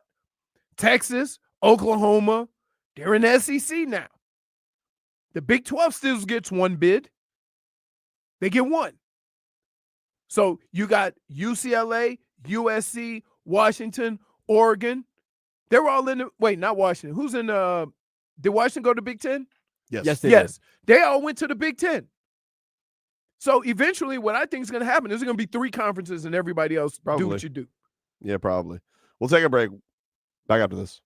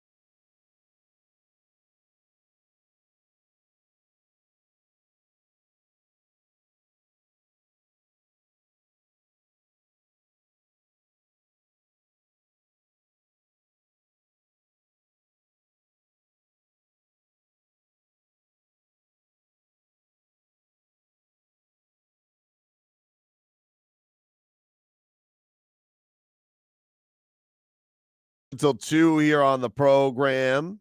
Let's get the headlines brought to you by Doral Volkswagen. At Doral Volkswagen, choose from over 300 new Volkswagen models in stock, like the Tiguan, the Taos, the Atlas. Remember, when it comes to Volkswagen, the great deals are at Doral Volkswagen. Dolphins snapped their losing streak yesterday. They beat the Rams on Monday Night Football. Hope is restored. The season is not over yet. They got the Raiders coming up this week. As of yesterday, they were already a touchdown favorite in that game. Raiders.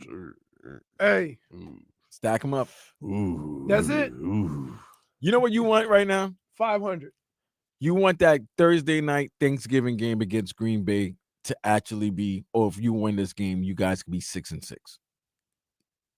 And you would really enjoy your Thanksgiving. And it'll be 2 primetime wins.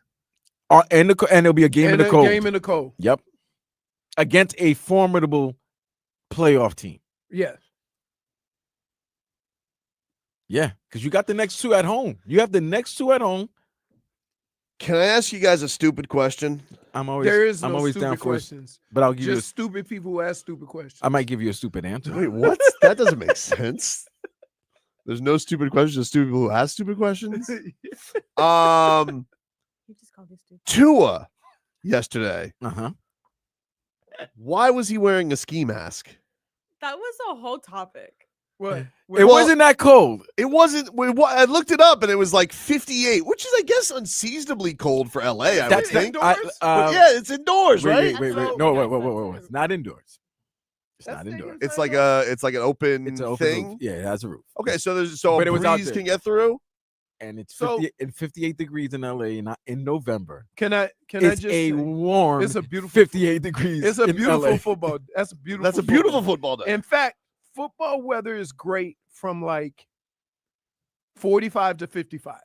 That's perfect. You can run all day, right? If there's no wind, that's LA. There's no wind. You can run all day. No humidity. But I will say this: some guys put something on their head, so when you slide the helmet on, it's more comfortable. It's not. I've never seen him wear that thing. No, not that thing, but I always wore a bandana. Wait, why would he wear it for that perfect weather, and he wouldn't wear it for like the 88 degrees weather when he's no, down because it's too hot for that. He had braids. That doesn't sound. He doesn't have. I don't think he has. No, braids, he doesn't have he? braids. Yeah, that's why. Or you know what? If you have braids, that also. And here's the other But thing. he usually wears the skull cap. But here's he's got like a whole hood on. Yeah, but here's the other thing. He did the interview. It depends on what they have available because you have to wear the stuff they provide. He did the post-game I just interview thought he was with it. I thought he was freezing. Leroy, he did the post-game interview. Here's the indication of if somebody's freezing. Okay? It's not what you put on your head. Smoke? It's what you put on your arms. Oh, they're oily? No. Oh. Oily. You're going to be oily? Greasy. I'm talking about greasy. No, white folks don't do that, Vlad. Oh, I mean, maybe you know what? I wasn't thinking intangibles don't do that. I mean, you know what? My apologies. Like a dust bunny. I'm sorry, Leroy. I was thinking about me and my peoples. Yeah, I know. I'm always thinking about me and my peoples. I never look like a dust bunny. Hey, I look like I'll look like Crocodile Dundee if I go out there without moisturizer. I thought he was just chilling. I thought maybe his whittle ears were cold. No, that's a good question to ask because it was sometimes it just has to do with your helmet, especially guys with braids. If he had braids, or if you have a lot of hair, sometimes you put something on your head to kind of. Yeah, but he did the post game conference. He went in there with the same thing. Because they get you right after the game. You might not be thinking about it. But maybe he was also. Oh no, that's all it is. It's just to cover his. It's not because he's cold. Are you sure? Positive. He's got a turtleneck too. No, because if he was cold, they pull it up. This is not a turtleneck. This is a whole hat thing. And that might be he has cornrows. That might just be he might have cornrows. Yeah, that might look, you can see it. That might just be the team issued stuff. Like you can only wear the team issued stuff. I'm telling you. I don't know, man. But he doesn't have it covering anything. All he's covering is I've never seen him wear that before. All is unless covering it's his cold. ears because all he's covering is the ears or his head. It's not. But if they he was have cold, it'd be over they his have mouth. skull caps for that. They do. They have Maybe they team. didn't They have have any. team. Maybe he put it on. Wait, Well, Fred, the here. equipment guy's got to Let me- make sure he's let got to me have that. explain. He looks ridiculous. Let me explain something to you. Sometimes when you wear the skull cap, okay, I'm giving you information. Mhm. This is factual. Some guys that put the skull cap on, every time they take their Too much helmet pull? off, it comes off. Mm. So if you wear that, you don't have to worry about putting the skull cap on and off every time you put your helmet I on. just want to make sure the guy can handle Lambo. Oh my goodness, enough. With Oh, he'll be wearing that for Lambo. Trust me. But here's the deal. In Lambo, Dr. Remulek gets love. He called him Tua Lightyear. He does look like I'm gonna give you guys facts about playing in the cold that for some reason you guys don't understand. When you're actually playing the game, Yeah. you're never cold. That's not what they said about the KC game. Yes, there's temperatures. There's extreme temperatures, Tobin. But here's what happened. Hold on. There's not extreme temperatures in Green Bay? No, I'm just saying there hasn't been many games that have been that cold. Where? Where? When in Kansas Lambeau City last year. Oh.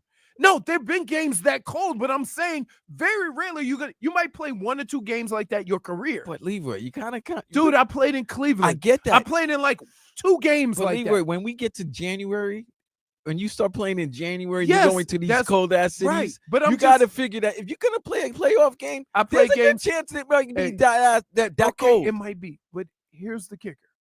Let me tell you what happens when you play in a cold weather game. Okay, defense is on the field. You got the jacket. You're sitting on the bench with the blow. Okay, but then it's like 4th down. I'm pretty sure Lamar wasn't Lamar the other day because Lamar's South Florida kid. Like it was 65. He was wearing the pullover coat. Some guys they just don't get. No. Some guys just like being warm. South Florida. It kids are doesn't weird. mean that you are cold. Do you remember the Canes Champ Sports Bowl when it was like 67 against Wisconsin and they were freezing? They were huddled around the heater. Again. I've always huddled around. I played in Michigan. I played in Cleveland and Minnesota. Whenever I go to play and it's a cold game, I huddle around that heater because Did you guess not what? hear the part where I said it was 67? What? When they huddled around the heater in the Champ Sports Bowl. Yeah. It was nearly 70. How you gonna huddle around the heater when it's 67 degrees? Can man? I just say, isn't that perfect weather? That doesn't mean you're cold. Somebody's saying Josiah says ski mask is for swag, not warmth. Listen, ski mask is only used for robberies, okay, and to keep your ass warm. If you're playing in 55-degree weather in Los Angeles, take it from a person who lived there. 55 degrees in Los Angeles, it's like an 80-degree day here. It's not cold. Hey, please, I'm telling you, it had more to do with his helmet on his head than it being cold. Tell me he got cornrows. He just got cornrows in LA and he needed something to hold it down. That's what I want to hear. Give me that. That's the excuse. Wait. What? Are we really sitting here? Yes. After a Dolphins win? Yeah. Yes. Talking about yes. Tua wearing a skull cap versus a okay. Wait, is it now? Correct me here. Smiling boy. Correct me here. Is it only a ski mask if he has it over his face? No, I mean it's still a ski mask because he could have that over his face, but he doesn't. Yeah, I know. And anytime I played in extreme cold weather, I had the thing pulled up over my nose. Of course, I wasn't suggesting he was freezing, but he meant it. His but then and again, his ears arms aren't covered. His ears might have been chilly. No. Yeah, but some people. Dude, wait. Ears being chilly? That's not tough. No, it's not tough. It's not tough. But I'm just telling. But a lot of people like warmth leaves the ears. Dude, there's a lot of blood in the ears. If you wore the hood just to warm up your ears are like gristle. What? Wait a minute. If he your ears are like gristle. What does that mean? You know the gristle on a chicken? Yeah. The part that old people gnaw on the bone. Don't you have an ear gristle? Yeah. No, ears are the window to temperature on your body. Wait, what?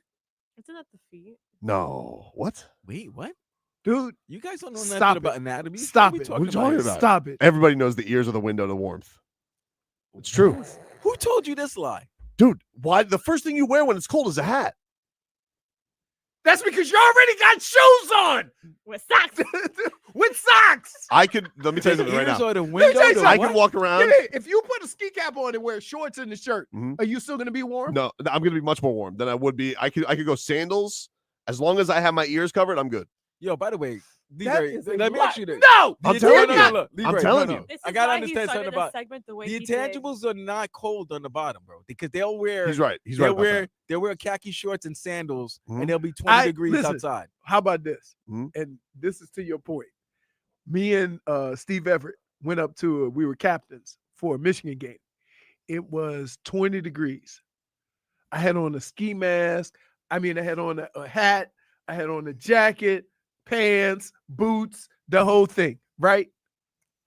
He had flip-flops, cargo shorts, and a jacket. And he's from the Keys, yeah? Yeah. Yeah. See, that might be one of the craziest individuals I know. He kind of looks like the guy that got that interception last night. Karan said, "Eyes are the window to love, And also El ears are the agreed with me. window to The warmth." feet. By the way, I just want to be clear here. You know, you're yelling at me for bringing this up out of the Dolphins win. And I asked permission to ask a stupid question before the segment started, so you can't judge me. No, there's no judgment. We're not judging here. No, he's judging me. I can see from his look. No, we did. I'm judging you. No, I'm not judging you from the conversation, but I'm judging you from you saying, if my ears are cold, I'm cold. Yeah. That's why I'm judging you. What?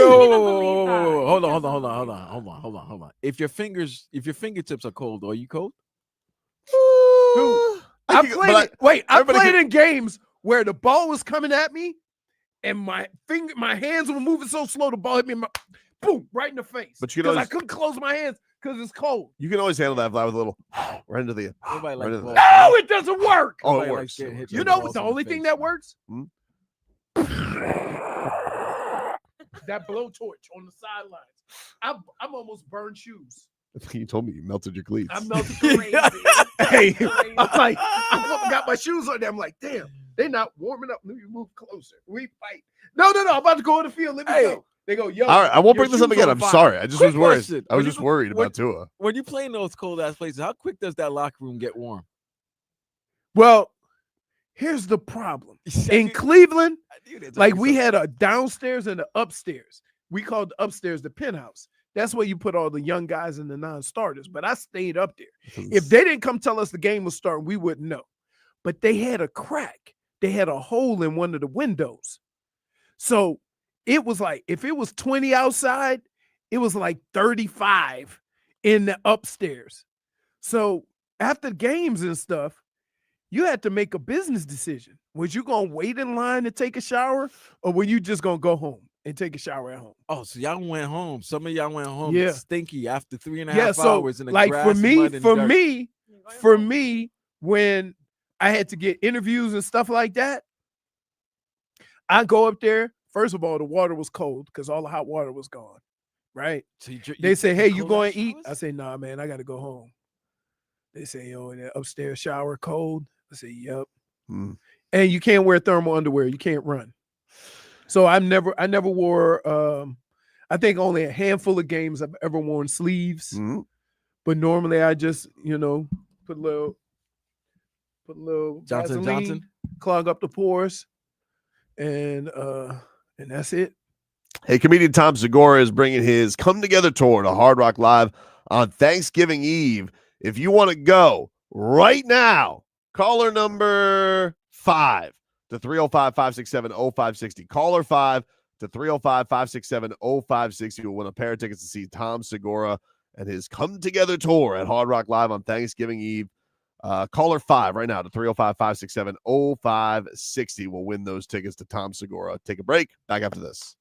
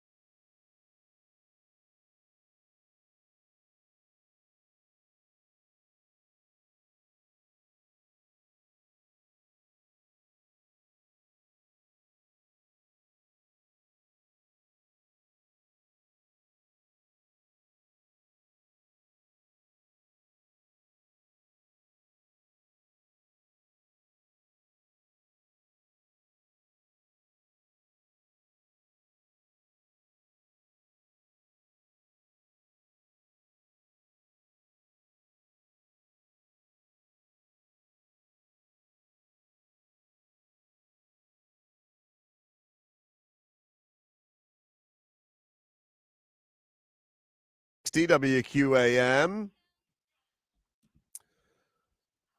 Miami Heat back in action tonight. Me? Oh. Jennifer. Needs a belt? Yep. I feel like she only has belts with like goth accessories on it, like spikes. Yep. In high school. In high school? Mm. Why does this chair hurt my back? I don't know, dude. Every time I get You're up. old. It's spinal. Spinal. You excited for Tyson this weekend? I'm scared. Why? I don't know who I'm scared for. I'm just saying. Because you don't want to see him get knocked out. I don't want to see him get knocked out. And I would love nothing more than for what's his name, to get one of those Tyson shots. Jake Paul? Jake Paul. To get one of those Tyson shots. I don't think anybody's getting knocked out in this fight. No? Nah. You know what's funny? I was just from we had this conversation while we just talking about random stuff. Yep. And I was telling my guys, okay, how could you not remember that? I'm like, dude, you understand, for the last 8+ years, me and Tobin have sat at a table and talked about random stuff.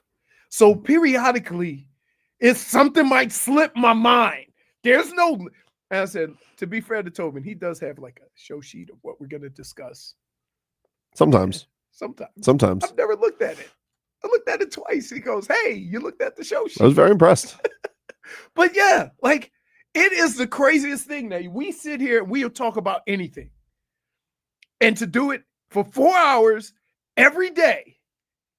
I'm like, I say, I'd love it. People say, why don't you talk about this? I'd love to have your ass sit down and just like how we just randomly talk about stuff and go at it. And Tyson is Tyson being old does worry me. I think the thing that worries me most about him is like anytime I watch these videos of him, you see 1.2 seconds of it. Yeah. And I'm like, well, what happens when we get past round 1? And I think it's like, I think he'll do okay. I did see him pretty recently against Roy Jones, but I don't think he's going to knock out Jake. Well, first of all, they had to sedate him for Roy Jones. Remember that? Yeah, he needed it. He said he was a little, and I think that was Roy more Jones gentlemanly. And Roy Jones Did not try. wasn't in tip top. He was not. Right. He was not. Mike was. Yeah. I hate, you know what I hate? I hate the fact that we don't think of Roy Jones Jr. as one of the best fighters ever. What are you talking about? He's P. What are you talking about? P4P, baby. He doesn't get it. He doesn't get the respect he deserves. He doesn't get the respect. I don't feel like he does. Because he moved weight classes. But he's the one that started the pound for pound talk to me. Right. So because he couldn't find nobody to fight him. Bro, nobody was saying pound for pound until Roy Jones came out and was mopping the lightweight, the divisions like that. Nobody, at least within but people around my age, we didn't know what pound for pound. We didn't know what P4P was until Roy Jones Jr. So he is the perfect example of him winning the heavyweight championship ruined his career. Because it was all downhill from there. Yeah, he tried to go back down. That messed him up. That Tarver beating, but that's what happened. Yes, that's what happened. He went back down and waited. He said down. he didn't feel the same. Like after that, that kind of messed him up. But yeah, I can't wait for Friday. Can't wait. You can't wait. Mm-hmm. I can't. Are you wait worried for at all? Saturday. You're going to be wait. Who do you want to see? John Jones or Tyson? If I only gave you one, even though the Tyson fight's free, it's not free, but it's on Netflix. All right, which means it's free. That is tough. If you had to pick one, you're talking about an event, a big UFC heavyweight title fight in the Mecca at the Garden. But I ask you all that. I'm asking you. No, that plays into it. But you don't know where you're watching it if you're watching on TV. The fight's in the Garden. Okay, he loves the Mecca. It's his favorite player. But we're also talking about Brooklyn Zone. I'm going with Brooklyn Zone. You're going with Tyson. Hey, I'm going with Tyson. So, but here's the deal. Fighting with pillow gloves. Here's the deal. As great as Tyson was, yeah, he wasn't like. If you look at his record, like he demolished people. But if you look at his record, it wasn't really. Well, this has been my point. Is like What? Tyson wasn't good at the end. Like Tyson hasn't been champ. Right. He was good for a short period of time relative to all the other. We haven't seen Tyson be Tyson in a while, and now on top of it, he's near 60. He just had a medical episode where he said my ulcer was bleeding, and I'm supposed to expect him to get through an athletic event. Like, ladies and gentlemen, you're talking about the guy as if he's like in his prime. Okay, he's not in his prime. I know, but I feel like people think he's gonna walk in there and take Jake Paul's head off because of the experience that he has. Take Tyson and insert Aaron Rodgers. Right. He's having the same conversation. I'm not saying one guy's not been retired. Like, but the argument would be, could Aaron Rodgers still go beat a bunch of YouTubers football team? I think he can. Yeah. You know? Oh, sure. I think Mike still can throw his hands with a guy. He can throw hands. But listen, I understand Tobin's reasoning. Tobin's like, Jake Paul's been training. Jake's not going to hurt him. Like, I think and Mike, he's been taking other, he looks like he's been taking supplements. At least that's what Vlad thinks. He's definitely juiced to the gills. There's no question about it. I think, honestly, both of them are, to be honest with you. Because Tyson physically looks incredible. But I think Tyson's right where he says Jake Paul's not going to hurt him because I don't think so. He's been fighting dwarves. But I just don't know if Tyson's going to be able to hurt him. He's going to hurt him, bro. I don't know, dude. I think the old man strength. He's too old, though. But he's still got old man strength. Has an expiration date. Leroy, he doesn't know about old man strength. He doesn't know about that. Listen, old man strength. I'm gonna tell you about old man strength. It expires after about 3 minutes. But what if you're old man strength? What if you're an old man with tremendous boxing skills? With old man strength, of course, but like what was George Foreman? Was he 48 when he won the heavyweight championship? 45, something like that. George Foreman had 2 cinder blocks on the end of his arm. And what do you think Mike has?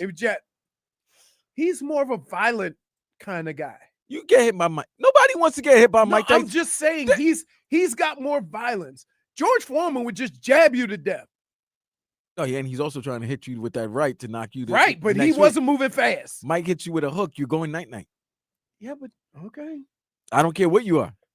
You're going night. Here's for this fight to be. Here's the perfect example of our lasting image of Tyson. 80 years is 25 years ago. Okay. Yeah, of when he was good. That's a long time, dude. Mike Tyson hasn't had a piece of the championship since '97. Well, ladies and gentlemen, look, if there was compelling stories in boxing where actual boxers would be boxing and we would be watching, we'd be talking about that. But we're not. So we're talking about a guy. I don't agree with that. I think boxing has been pretty damn good lately. But Tyson, there's just something about Tyson that he has a nostalgia and has a gravitas that no boxers really had. Here's the thing. And not even better boxers, like not Floyd, not even Muhammad Ali. Like there's something about him and his just essence that people just get excited about because he was a freak. There was a freak show element to him. There was you have to watch it. It's box office. There's just something about it. You know, there's not even it was like almost like a car crash element to it. And that still pays because the Roy Jones Mike Tyson fight did really good business. And that's Mike, that's the old fight. And Mike had to be sedated. If Mike went headhunting, Roy Jones would have been knocked out. Mike was hitting that man's body, and that man said he was at least urinating blood for at least. Well, do we think? But okay, let's just say Mike Tyson was able to do whatever Mike Tyson was. Let's just say that's true because there was rumors that in the Floyd Logan fight that there was a clause that they weren't supposed to knock each other out. And there was actually a viral video of like where it looked like Floyd did knock him out and he had to hold him up. Are we to really believe that Jake Paul is going to allow Mike Tyson to hurt him? Like that's the thing that that's first of all, you suggesting that you could calm Mike Tyson down. They're gonna have to sedate him because Jake might say or do something that infuriates Mike, and then old Brooklyn Mike comes out and it's you never know when he plays too much, like when he grabs somebody's hat. Right? Like you you know about that, yeah. Certainly do. So if Mike hits him, he's gonna go night. Might not be good. Here's the crazy thing. Like we telling stories about Mike, and I've been to Mike Tyson fights, and they all lasted for a minute. And it was the most exciting minute of my life, seeing the 2 fights I saw. Without Blue Chew. Yeah. And I would say this, when he lost for the first time, it was over. And that's the crazy thing about that. That It was we can't think of any great champion that once they lost a fight, it was over. That's like the first boxing memory I have was my dad and I watching the Tyson Holyfield fights. So I never got to like experience. You didn't see the Riddick. Oh, you didn't see 88. You didn't see the prime Mike. Nah, I you didn't see I Mike didn't see- Spinks. Like my first memories are my dad. We of course stole it with the DirecTV card, and we good old days. watched the pay-per-view, both Holyfield fights. The first one where he lost, and the second one where he bit him. And Did you see the Buster Douglas fight? I mean, I've watched it obviously Yes, since, but no, it was 1990. It was 1990. Can I just tell you? 90? Can I just tell you? The whole world Stop. was staring at that TV like, what? Doesn't did make I- sense. Because he like it wasn't even Mike won that fight, by the way. what? He won the fight. Long count. You know about that. He won it. When he knocked Buster down, that was the longest count on the man. Mike won the fight, But that being They said, Unfortunate. They that said that being happened with said- Deontay Wilder too. They said Tyson Fury got a long count. that Oh, being said, he still put Tyson in a place nobody has ever put him. oh, we've never seen Mike in like that. We never seen Like because Mike looking- was and that was it. And so even when he came back, then he got just super crazy. And so the lasting image or the best Mike Tyson we saw was literally 34 years ago. Yep. That's crazy. Because even you think of George Foreman, he won the title, fought Muhammad Ali, he came back, won the championship. You think of all these fighters that have bounced back. Mike Tyson, the aura around him, what we think of him. He's never been one of those champions that came back and won a title. He just kept fighting and losing. He never won the heavyweight championship again. He won a piece of yes, it. he did. He won a piece of it, but that's because somebody else. Yeah. He didn't win it. He wasn't like he wasn't the guy. He got chances against because he lost to Holyfield. Then of course they went back. He fought Lennox Lewis. Mike Tyson, Brock Lesnar. Who cares? They're big names. They're always gonna draw. Of course. I'm not questioning that. But I am questioning the fact that your idea of what Mike Tyson is based on 35 years ago. But Leroy, he's not fighting Tyson Fury. He's not fighting somebody who's been in shape, been fighting, still active. He's fighting someone who, even though he's trained for it, is still considered a neophyte compared to Mike. But this isn't somebody that he's gonna have to like. The one thing is he's not like fighting somebody he's gonna have to box his socks off. Right. Like, he It's knows like- what he's going up in. Right. There. It's not like he has to have some unbelievable game plan against a guy because he's a tactician or anything like that. They say Leroy has his hater shade. I told you, Mike Tyson was the greatest experience I've ever had in my life. Didn't you party with him? Yeah. In Cleveland. That's cool. But Leroy. Yeah. But here's the problem. Like when you try to call things like they are and like they have been, why are you considered a hater? There is nothing that I'm saying about Mike Tyson that wasn't true. And there's nothing I would want more than him knocking Jake Paul Right. out of Exactly. into another stratosphere. Exactly. But it would be the most of the people here. Think about this. You were not even alive when the best version of Mike Tyson existed. I was. Yeah. The best version of Tyson that existed. I saw firsthand. You have only seen pictures of it. Stun Steve's mentioning Tyson last professional fight was 2005. Man, spinal was 20 years ago. Right. I broke my back. Right. I love What it. do you mean, Mike? Now let's also be clear about this. There's two athletes that have made the greatest comebacks in all of sports. One is Tyson, and the other one is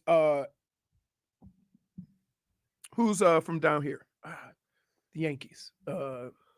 Yankees. Owns Alex Rodriguez. Alex Rodriguez. Alex Rodriguez. Those two guys, the biggest comeback in sports. Think about what everybody was saying about these two guys at their lowest. Shreven says you forgot about the third, Joe Flacco. Wait, Joe Flacco is back, but then we realized after last Sunday, Still Joe Flacco. he's still Joe Flacco. We've heard it all. Men have to be strong and men have to be tough. But when it comes to our health, we need to be smart, especially if you're 45 years old or older. That's why we want to invite you to join Alonzo Mourning and other special guests, including Dan Marino and Ed Jovanovski, at the Miami Heat Men's Health Summit on November 16th, and learn how to take a proactive approach to your health from some of the country's most renowned health experts. Plus, you can enjoy fun activities, giveaways, raffles for autographed prizes, and more. There's no time to waste. Come and get your health screening like Alonzo Mourning did. It saved his life, and it can save yours. It's go time. It's Zo time. Learn more at baptisthealth.net/Zotime. That's baptisthealth.net/Zotime.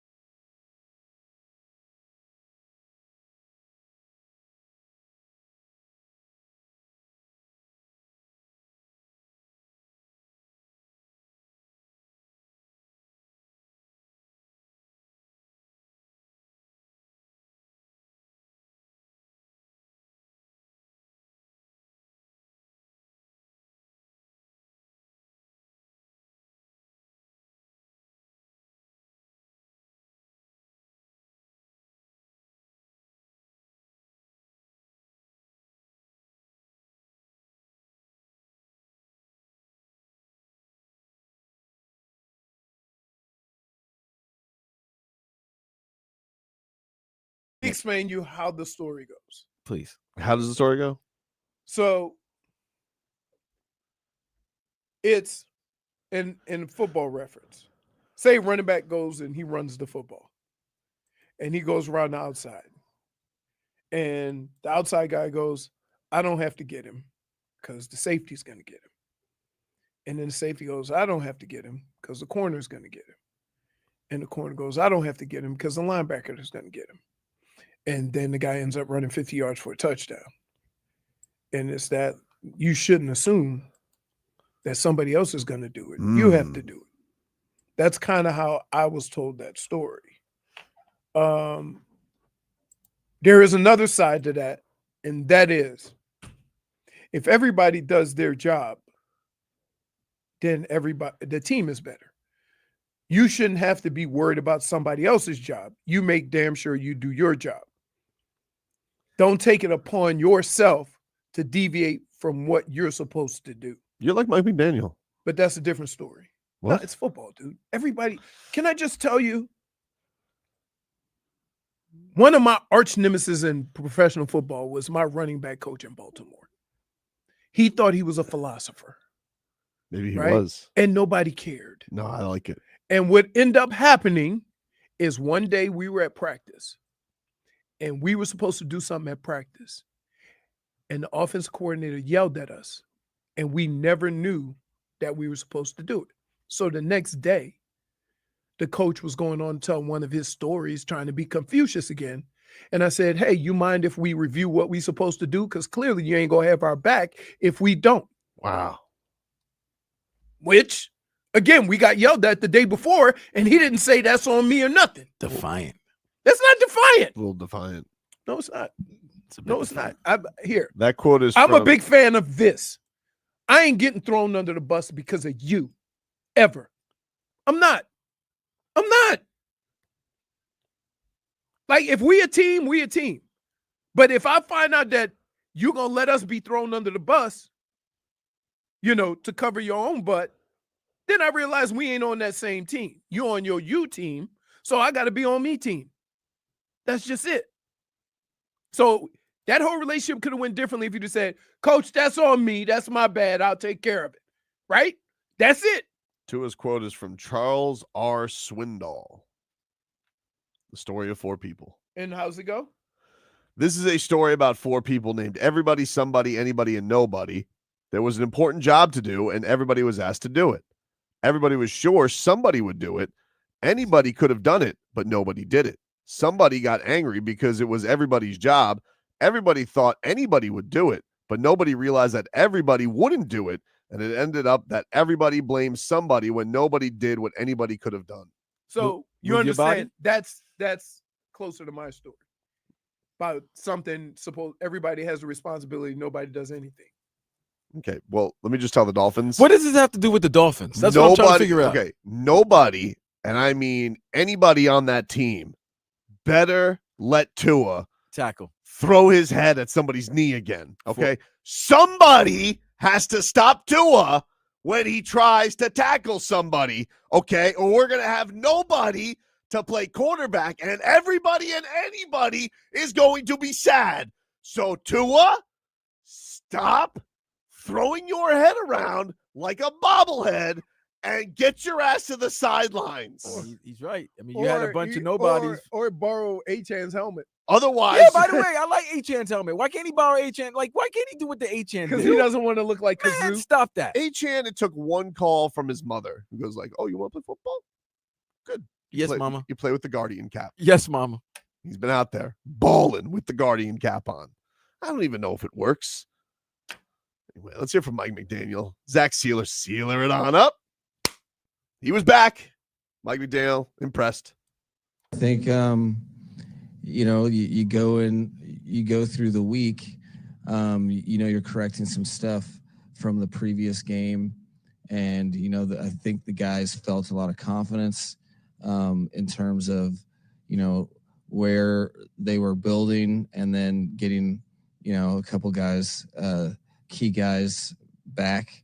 I think that was a very effective reminder of, hey, we've been doing this without a couple guys, and Sieler is such an important part of what we do. So it was absolutely a momentum capturing moment where guys were fired up to have, one of the most important pieces of the unit back on the field and making plays immediately. He's a monster. Calais Campbell's a monster. It was good to have them both back yesterday. We'll take a break. Final hour coming on up. Heat. They start the in-season tournament tonight. We'll get into that and other shenanigans along the way. Back after this.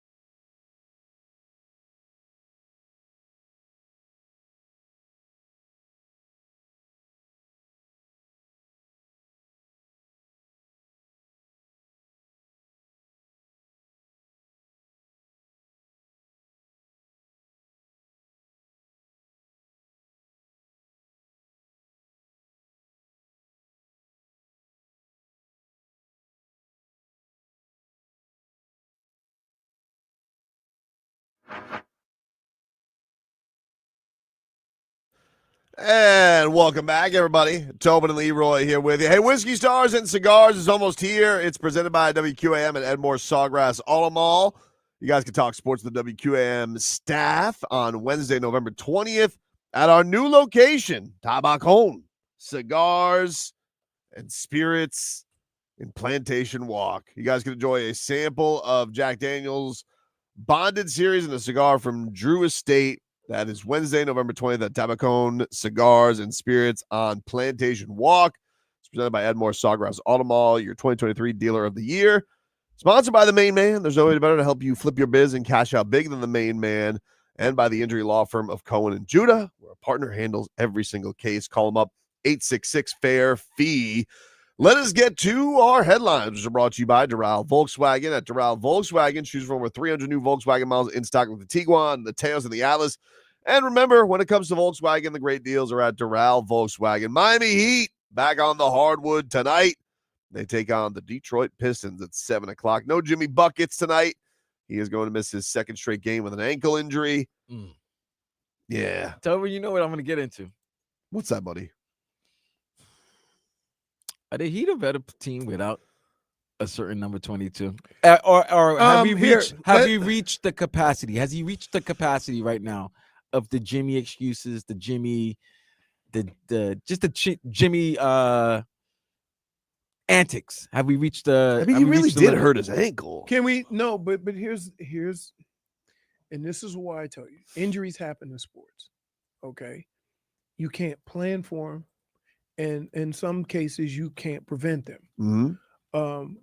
But that is why when you don't know when you're going to get an injury, you play when you can play. Because now, if you go through a maintenance program, then you get hurt. That's actually, you're missing more games than you really wanted to miss. That's what's going on with Joel. With Joel Embiid. Right, exactly. So from that standpoint, that's why I don't like when they do the maintenance program. Yeah, but they haven't been with him. And to be fair, like he's been playing. He was more playing minutes than anybody. Yeah, he's been playing hard. He's been getting to the free throw line. Like I don't feel like Jimmy Butler's dogging it when he's out there. I'm not. He got hurt. Now, here's what I would say. It's weird because sometimes your team without a player is different, but not necessarily better, and we confuse the two. Right? Because you see him running more jump shots, more threes, more this, more that. And you go, ooh, this is cool. But I don't think they're necessarily better Jimmy. They played they basically couldn't play two more opposite games than they did from the game in Denver because Jimmy got hurt. Remember, that was a game where, what was the final score? 135-122. He got hurt the next game. Then they allowed like 62% shooting. He got hurt very early in that game. The next game they played against Minnesota was 95-93. Right. It was such a different game. So I don't know, Vlad. I don't really necessarily buy into that stuff. I don't think that Jimmy Butler's a deterrent. I think that they got a tough fought win. They had a great play. I will say though, there is a weird thing with Jimmy and the Wolves. They don't beat him. Yeah, it's a weird thing. I don't understand saying what that is. You've been saying that for a while. And you look at it's it, just it's the facts. They don't beat them. They don't beat the Wolves with Jimmy Butler. But they play better when he doesn't play against the Wolves. I don't know. It's just weird. I don't know. I don't think I'm not ready to call that fight yet. I'm not ready to I'm not ready to go into that one. But I am excited. I was excited to see Nico respond the way that honor for Jimmy. In Jimmy's honor, he was doing that. He loves Jimmy. Jimmy's taking a big role in his development. You have Spo the other night. This was Spo on Nico because he kind of called Nico out after, and now Nico responded, got a big time game-winning bucket for the Heat. He says this is the standard for Nico now. Yeah, and this is the standard now. I don't want to retreat. I don't want to have to do things to get something out of players. He was very good tonight. In the detail standpoint, the effort standpoint, rebounding, size, defending multiple efforts. I love that one possession with Anthony Edwards on the wing, and he closed him out. That could have been a flyby, leave a wide open step back three. Instead, he made another spin, another effort to contest it. Did that affect Anthony Edwards? I don't know. I'm just looking at the efforts. I'm looking at the process. And then that generates the karma of the game. Now the ball finds him and he makes some really important plays. It wasn't only that play at the end. They were doing such a great job at denying Terry and Tyler. We didn't have any other triggers, and we rebounded, and Nico brought the ball up the court. He got a lob to Bam, and the next time down, he ends up finishing a tough layup against Gobert. But it's the karma of the game. You do the right things throughout the course of it. You hope the basketball gods, are watching, and that's at least what this old coach felt like tonight. All right, dude. First of all, I don't know if I'd call you an old coach. Second of all, this has been a very philosophical last couple of segments with everybody. What are you looking at me for? Why? What is that look of disgust on your face? I mean, you do realize what two coaches you're talking about. Mm-hmm. Well, Fire and Forged and Fire and he went all the way around. Let me tell you what this sounds like. He talked all of us in circles just to not have to say,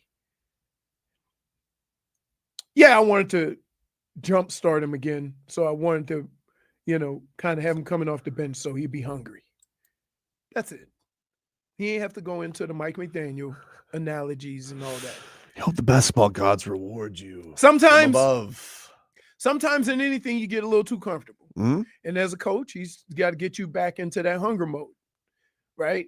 Into that, hey, time to pay attention to details or whatever, especially with young players. I like it just because I feel like Nico is dynamic with the ball in his hands in those rebounding times. And I do feel like in this starting lineup, when you have a Jimmy, a Bam, a Terry, and a Tyler, they all are going to have at some point, where's his spot? Where is his spot to make that impact when he's best? He's not best as a spot-up shooter. That's not his bag. Right. I like when he can get out on the run and make a cool ass pass and get out on the run and try and So finish, basically get a freight train. He's in the Tyler Herro young player position. Yeah. Where Tyler he was this last game. He was this last game. And right. I think, Jaime is going to be a little bit of that too. But I think they move a lot of people around just to see where they best fit. And where they best fit this team. You think they move Scary Terry or Scary Terry to have him hang out with that second unit a little bit more? I don't think so. Not yet. I mean, I wouldn't rule it out in the future, but I think for right now, here's the thing that I hated about Tyler saying I want to be a starter is that he was still at the time playing more minutes than anybody. Yep. So, I think as a veteran, the conversation would be a little bit easier, or well, he's definitely going to start. He's been arguably the best player. No, I know, but I'm talking about with Terry. Oh, I don't know. You stagger them more. It's possible. I would like that. Right. But I would like to see Khalil play with Bam. I would be intrigued by that too. But instead of Khalil, right now I'm just happy he's getting Khalil replacing Bam because even though he's replacing Bam, they play two different positions because Khalil's not on the perimeter as much as Bam is, defensively or offensively. Well, it's gonna be interesting to see because obviously Bam's got to get out of this offensive funk that he's in because he is. No, go ahead, say it. Oh, he's. Oh, it's Vegas, baby. Broadside of a barn. Oof, he's missing all of his customary bunnies. It's crazy. Everything. If it's not a dunk, it ain't going in for him right now. By the way, there's a couple of interesting things to watch in the NBA tonight. You have Klay Thompson's return to Golden State tonight. That's on national TV. Oh, where's Frog Boy? He's gone for the week. He'll be in Mexico. He's in Mexico. And of course, you got Joel Embiid's debut tonight against the Knicks. Oh God. Why are you nervous about that one? I'm not nervous. Nothing to be nervous about. Why is Joel Embiid against the Knicks? Why is that? It's he hasn't played. He hasn't played. He gonna play 3 minutes. You know how they count. That dude. Listen, not for nothing. And I get he's a giant, very athletic. So he probably got a lot of bone on bone. I'm basically put him in the same situation as Kawhi. Right? They got bone on bone, just other stuff. He's a giant. He's always falling, so he's always banged up. But he's gonna play 3 minutes. And we of course always have to keep an eye. Bucks watch. Dude, I wanted to bring this up. I was gonna be in my the segment we did before. Damage do is tell. done. Damage is done. The Jalen Brown, Giannis Antetokounmpo beef, Feisty. like calling a grown man 2-time MVP a child. Yep. Yo, he did do a very immature thing where he. I did the- get Yeah, that. but you know what? But I mean, and then Like- Giannis, and I give Giannis. Giannis is weird, by the way. There are times he wants to get philosophical, and then there's times he wants to be a kid. He's like, well, yeah, I'll be a kid then. You can call me a kid. I'll be a child. I don't know. It's just weird. What's wrong with these green people? I don't know. These man. green teams. I don't know. But no Dame. He's in the concussion protocol. How? I don't know. Probably hit his head on one of them bricks he shot up the other night. Doink! Oh, man. But I'm they got the saying- Raptors. If they lose to the Raptors tonight, Hey, oof. Hey, Ooh. don't lose to the What Raptors. happens hey, first? Bam might want to put on one of those HN helmets too. Guardian cap. Yeah, he throwing some stuff up there. We'll take a break. Back after this.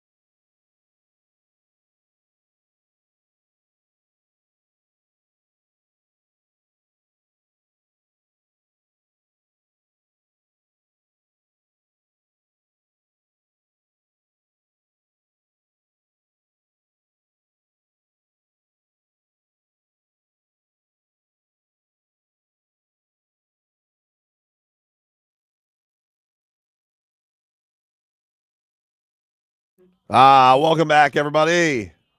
Tobin and Leroy here with you. Got another pair of Tom Segura tickets we're going to give away before the end of today's program. But Leroy, can you get a weather update from the Demesman and Dover Law Firm? YourAccidentAttorney.com. Free consultation 24/7. Call them at 866-954-MORE. Every time we come over here, every time Jennifer comes in, she blocks the view.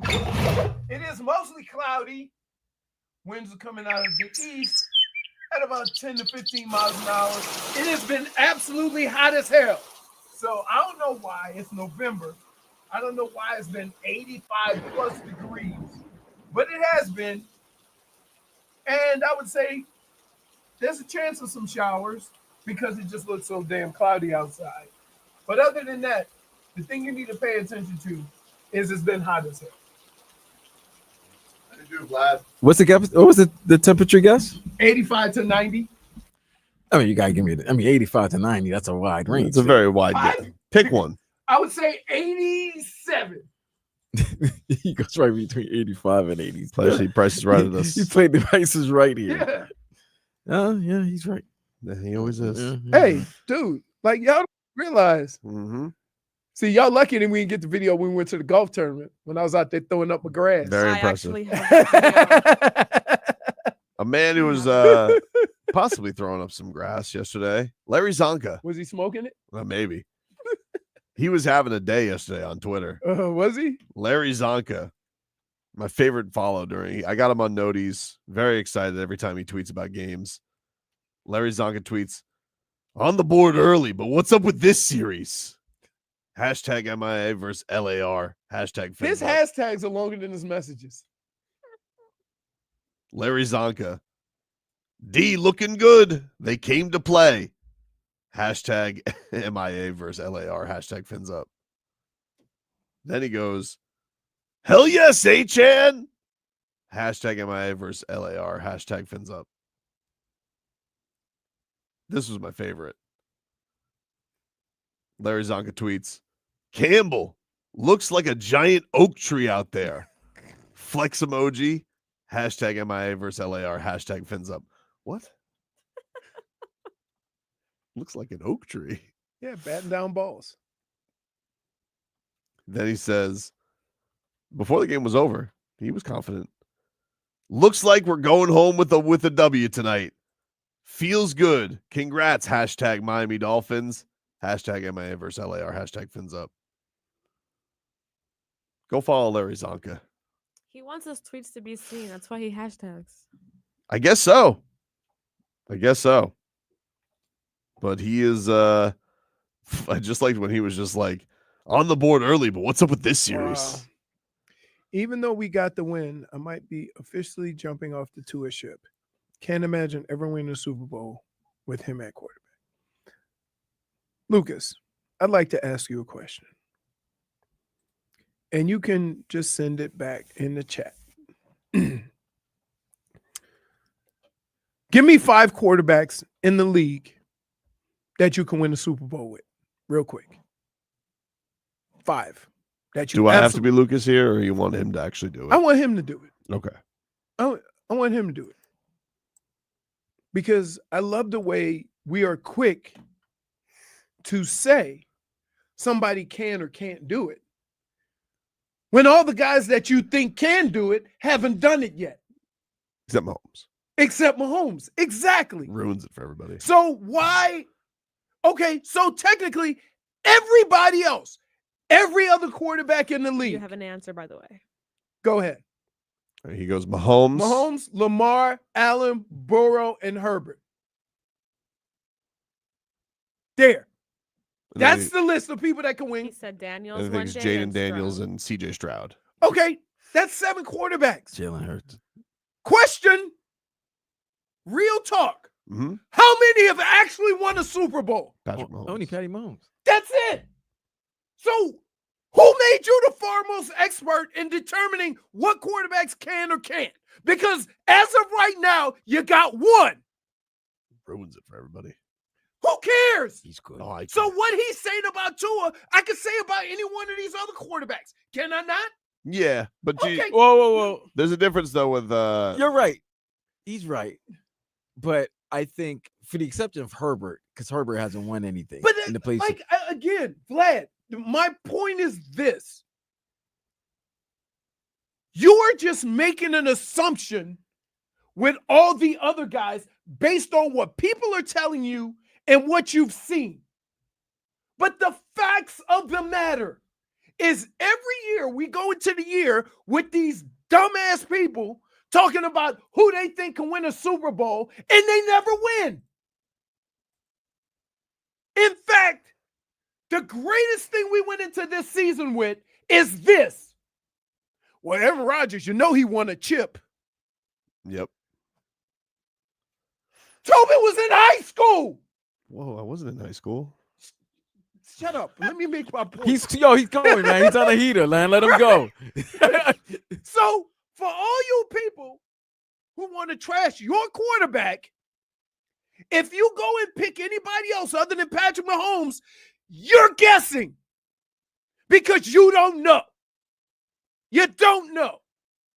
And if you're going to guess like that, then why can't you put Tua in it? Because he's won the same amount as they have. But because oh no, he can do it, he can do it. You know what? Before last year, nobody wanted Lamar Jackson. Nobody. Yeah, nobody wanted to trade. Anybody could have had Lamar Jackson. Now all of a sudden he can win you a Super Bowl? Still got to prove it in the playoffs. Right. My point exactly. But if I told But he's fun. Wait, but if I told you right now, Mm-hmm. even though Lamar Jackson has and maybe never will win a Super Bowl, Mm-hmm. if I said you could have Lamar Jackson and Tua, a lot of people would take Lamar Jackson. Lamar Jackson's probably the only guy I'd have one of the few guys that have a conversation. I love Lamar But Jackson. I'm just saying, like, what you think you know Mm-hmm. versus the actual facts. Justin Herbert can kick the rocks. only guy of all of the top-rated quarterbacks that have won Mm-hmm. is Patrick Mahomes. So Tua and all these other quarterbacks who you say can or can't win are in the same boat. The old guys, you don't count them anymore. Stafford. Stafford was the closest old guy to win a Super Bowl. He did win a Super Bowl. No, that's what I'm saying. The Yeah. closest old guy to win a Super Bowl. What was he, 33 at the time? No, I'm just saying in recent history. Yes. Right. That's it. Well, Brady. Well, he's not playing anymore. All right. So, like, I'm just saying, for all these people that want to say, like, dude, if you could figure out which one of these quarterbacks can and can't win a Super Bowl, your ass wouldn't be watching us. You'd be in some organization putting a team together because the people that get paid a lot of money can't figure it out. So why are you trashing your quarterback? I would like to, knock it off with trying to tackle people. though. Okay, that's fine. That's So fine. We could at least But- have them But available. for somebody attempt. to have a list of 7 guys that can win a Super Bowl and Tua can't, or you don't put Tua in that list for whatever reason you have, I would say this: you're a damn fool because they ain't won nothing. And I could say the same things you're saying about Tua about them. Just because they've gone farther, that's it. I mean, people would like to go farther. Okay, that's fine. But that's not what the argument is. The argument is always you can't win a Super Bowl with Tua. So you're not letting me move the goalposts? No. Well, okay, according to, as of right now, here's what I have. I'm going to take your list, and I'm going to use the same thing with you. Let's see. Let me go down the list. Okay. Smith and Smolik, of course. I was waiting for you to see that. Yeah. He Mahomes, Rodgers, Stafford, Flacco, boxed in. Okay. Yeah. I'll give you Aaron Rodgers. Go ahead. See where that gets you. I like how the coach in Indianapolis, by the way, is Aaron Rodgers will get all of your team fired. Yeah, here we go. You ready? Mahomes has one. He is right now, he's the cream of the crop. But I can make the same arguments you're making about Tua with Lamar Jackson, Josh Allen, Burrow, and Justin Herbert. And in fact, if you look at Justin Herbert, he's been worse than Tua. Yeah, I agree with that. Yeah. So Burrow's CJ, been to a Super I can Bowl. say that. I say, you can say, so what? What do you mean, so what? So what? If you're gonna say Tua can't win a Super Bowl, I can't say it. I can say it about all these. I mean, it's a quarterbacks big accomplishment. Getting to a Super Bowl is but still that's pretty not, good. wait, you're moving the bar. I'm not moving the bar. He said that Tua, you can't win a Super Bowl with Tua. And according to his words, I say you can't win a Super Bowl with none of them. Did Booth play good in that Super Bowl? I feel like he did. Yeah, okay. So what? I do remember So what? Aaron Donald doesn't make that play, a certain all-pro cornerback for the Miami Dolphins currently got burnt by Jamar Chase, and that would have been a game-winning touchdown. So yeah. So now we're talking about team, right? We're talking about team right now, right? I'm not talking about anything. You see what I mean? Now we're talking about the team. We're not talking about the quarterback. Just said that. Which is my whole point. Just saying getting to a Super Bowl is impressive. Getting to the Super Bowl. Winning Well, I said, postseason game. hey, if the Dolphins get to the playoffs this year, what are you going to say? Oh, they better win a playoff. See, why It's do been 24 years. Wait, but that just Better win a playoff. like I'm done. Can I just make one proclamation? No. Can I just say one thing? They are 3-6 I want right. I want you to They're say one. 3-6 I just right want you to now. hear me say one thing. If they get to the playoffs, no. you're gonna then say they need to win. Oh, what? Yeah. Just because, hey, listen, just because you got a late start on the project does not mean that I'm not going to grade it the same way. But your quarterback was hurt. Give a rat's ass. He's always hurt. He's not always hurt. He's always hurt. Dude, go look at the amount of Leroy, he's always hurt. Okay. I would say I love him. I'm a fan of him. He's always hurt. And by the way, wait. He's not good at preventing it either. Did Burrow miss more games than Tua? No, they've missed the same. Okay. So why can't But you want to know something? Can I say about Burrow? Burrow's been to a Super Bowl. That's so but He's been to a Super Bowl. He's been to 2 AFC championship games and a Super Bowl. Okay. But the one's the same year. Huh? You can't You don't get to move the You don't get to move the goalposts on my preseason expectations. I'm not moving. No, you are. Okay, you are because you're. Wait. Here's what's Wait. No. Let me say something. Let me say something. Facts have Let me say changed. something. Dr. Phil here. Dr. Phil. No, the facts haven't changed. The facts haven't changed. The roster is the same. Wait. If you're saying they need to win a playoff game, but then your starting quarterback gets hurt and he misses 4 games and you lose all 4 games, he came back. Then is it more of an accomplishment just to get there? Once you've gotten, they blew 3 games they should have won. Again, okay. You don't get all of a sudden be like, well, guys, it was kind of nice. We rallied back. No. What are you? That's like Deion Waiters saying they would have won the championship when they got to 41-41. He's like, these teams are so great. We're not in the dance. Here, I'm not asking you to blindly believe, right? But if you're talking about all of these other quarterbacks, you're taking a blind leap of faith into their talents too. Because they haven't won. You can't decide though. Like last year, they got off to a hot start, ended in a rut, got knocked out in the first round. Should I have had higher expectations? Yes, because the season started off higher? Let me tell you why. Here's why. Because you had control of the division. And what made it a disappointment as the epic failure at the end of the year. Yeah, well, okay. I didn't but sign. That's because you started off the way you did. Okay. It was let me give you another example. Why was everybody so down on the Eagles this year? Because the way they finished last year. Starting off 10-1 and just epic. But they also are a year removed from going to the Super Bowl, which the Dolphins have not. Last year's price is not this No, year's you don't price. get to change the price. No. We're not lobsters. Wait, look it up. Wait, perfect example. What are you pointing it in for? You didn't do anything. What did Jets fans talk about their defense at the end of last I year? understand what they were saying. Last year's team is not this I'm not year's going team. off last year's team. I'm going off my expectations this year. Yeah, but do not change. But once you lose your starting quarterback. No. So wait, let me ask you. Whoa. We can't do about starting quarterback because then you can't use my Jets. You can't use the Jets example. Last year. Yeah, they lost their starting quarterback. So then, well, no. But again, you brought in a new quarterback. There's no curve grading here. So you didn't have that guy. I'm talking about the guy who was always going to be the leader got hurt. So he's back now. If they go on a little run here and win 6-7 games. A little run. I'm just saying. They owe us back taxes on hold wins. On. If they go on a run and win 6 or 7 games and get to the playoffs, is that not an accomplishment?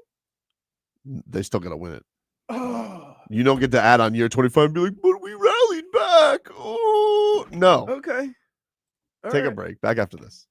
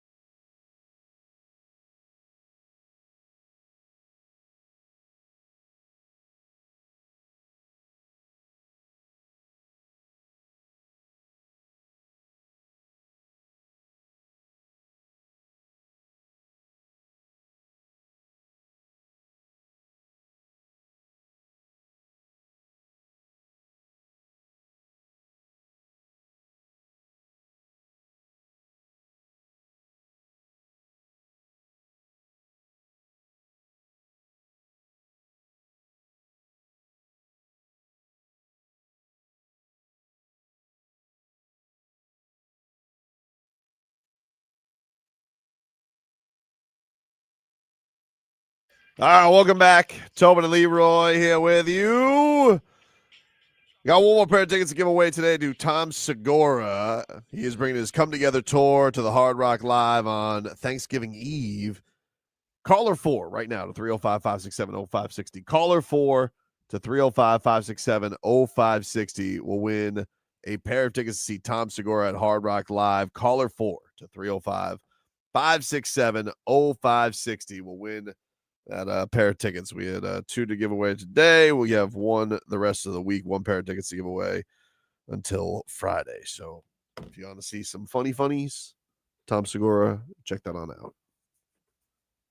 What's up, man? What are you doing? No, we good. You're battling all the chatters. Like, I'm just like, it's not that I'm trying to defend Tua, but you have to understand that, like, you need a certain level of quarterback to win a Super Bowl. Mm-hmm. But to put it all on a quarterback when we're all doing the same thing, like, I don't know if Tua can or can't win a Super Bowl. I don't look at the team like that. Mm-hmm. I look at the team as a whole. And we're sitting here down here talking about all the quarterbacks we say can win a Super Bowl that haven't won one.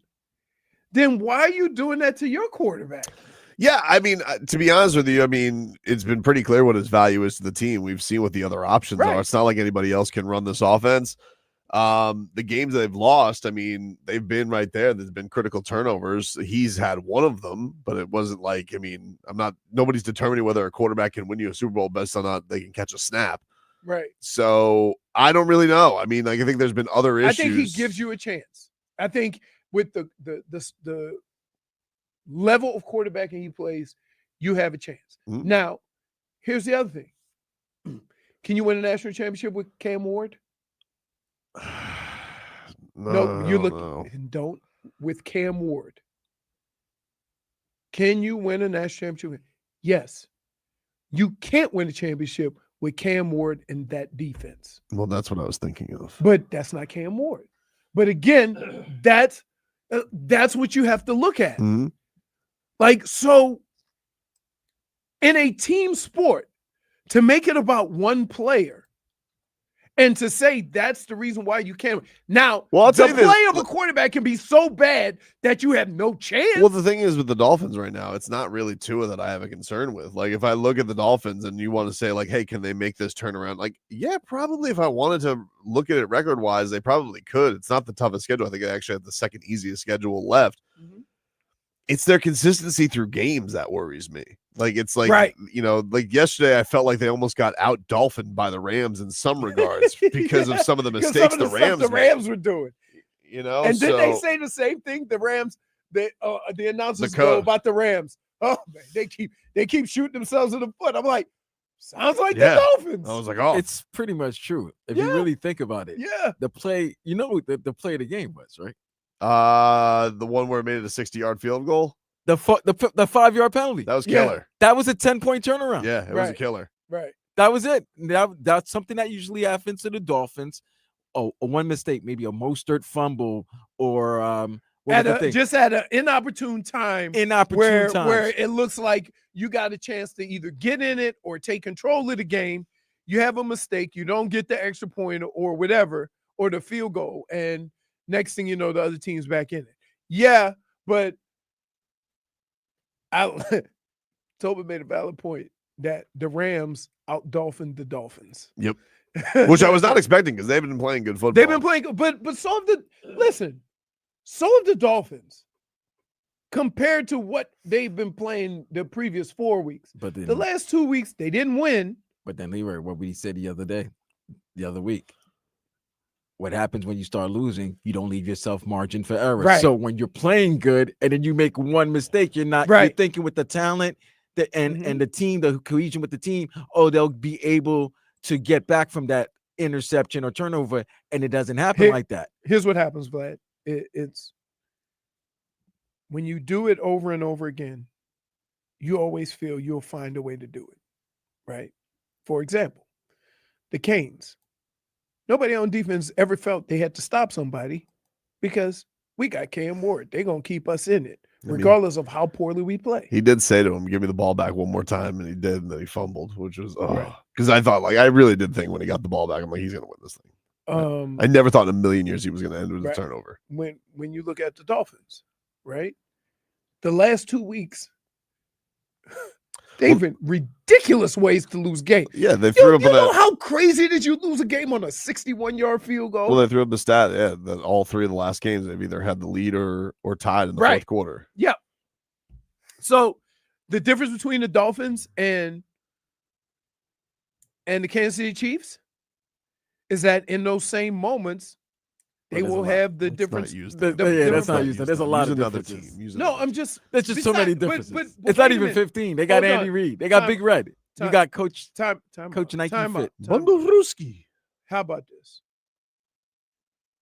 You're going to say, and you can say to me, they have Patrick Mahomes. Patrick Mahomes has been absolutely terrible this year. Well, no, go look at his numbers. Terrible. Well, terrible. He's been terrible. His terrible. Strong. It's above average for most everybody else. Go look at it. Go pull up his numbers. You're going to be shocked.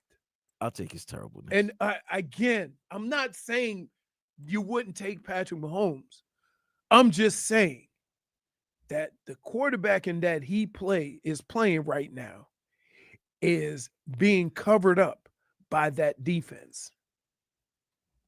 Yeah, they got it's a giant. Oh, 95 is a giant. Oh my goodness. He's a moose. And you notice how quickly when he said, I ain't coming in till y'all pay me. And then after 12 days, they said, all right, come on in. We got you. It worked for him. That was the most gangster move ever. I'm going to come to the first game and watch the game in the suite and watch you guys can't produce without me. All right, everybody. That's our show for today. We will talk to you rascals tomorrow.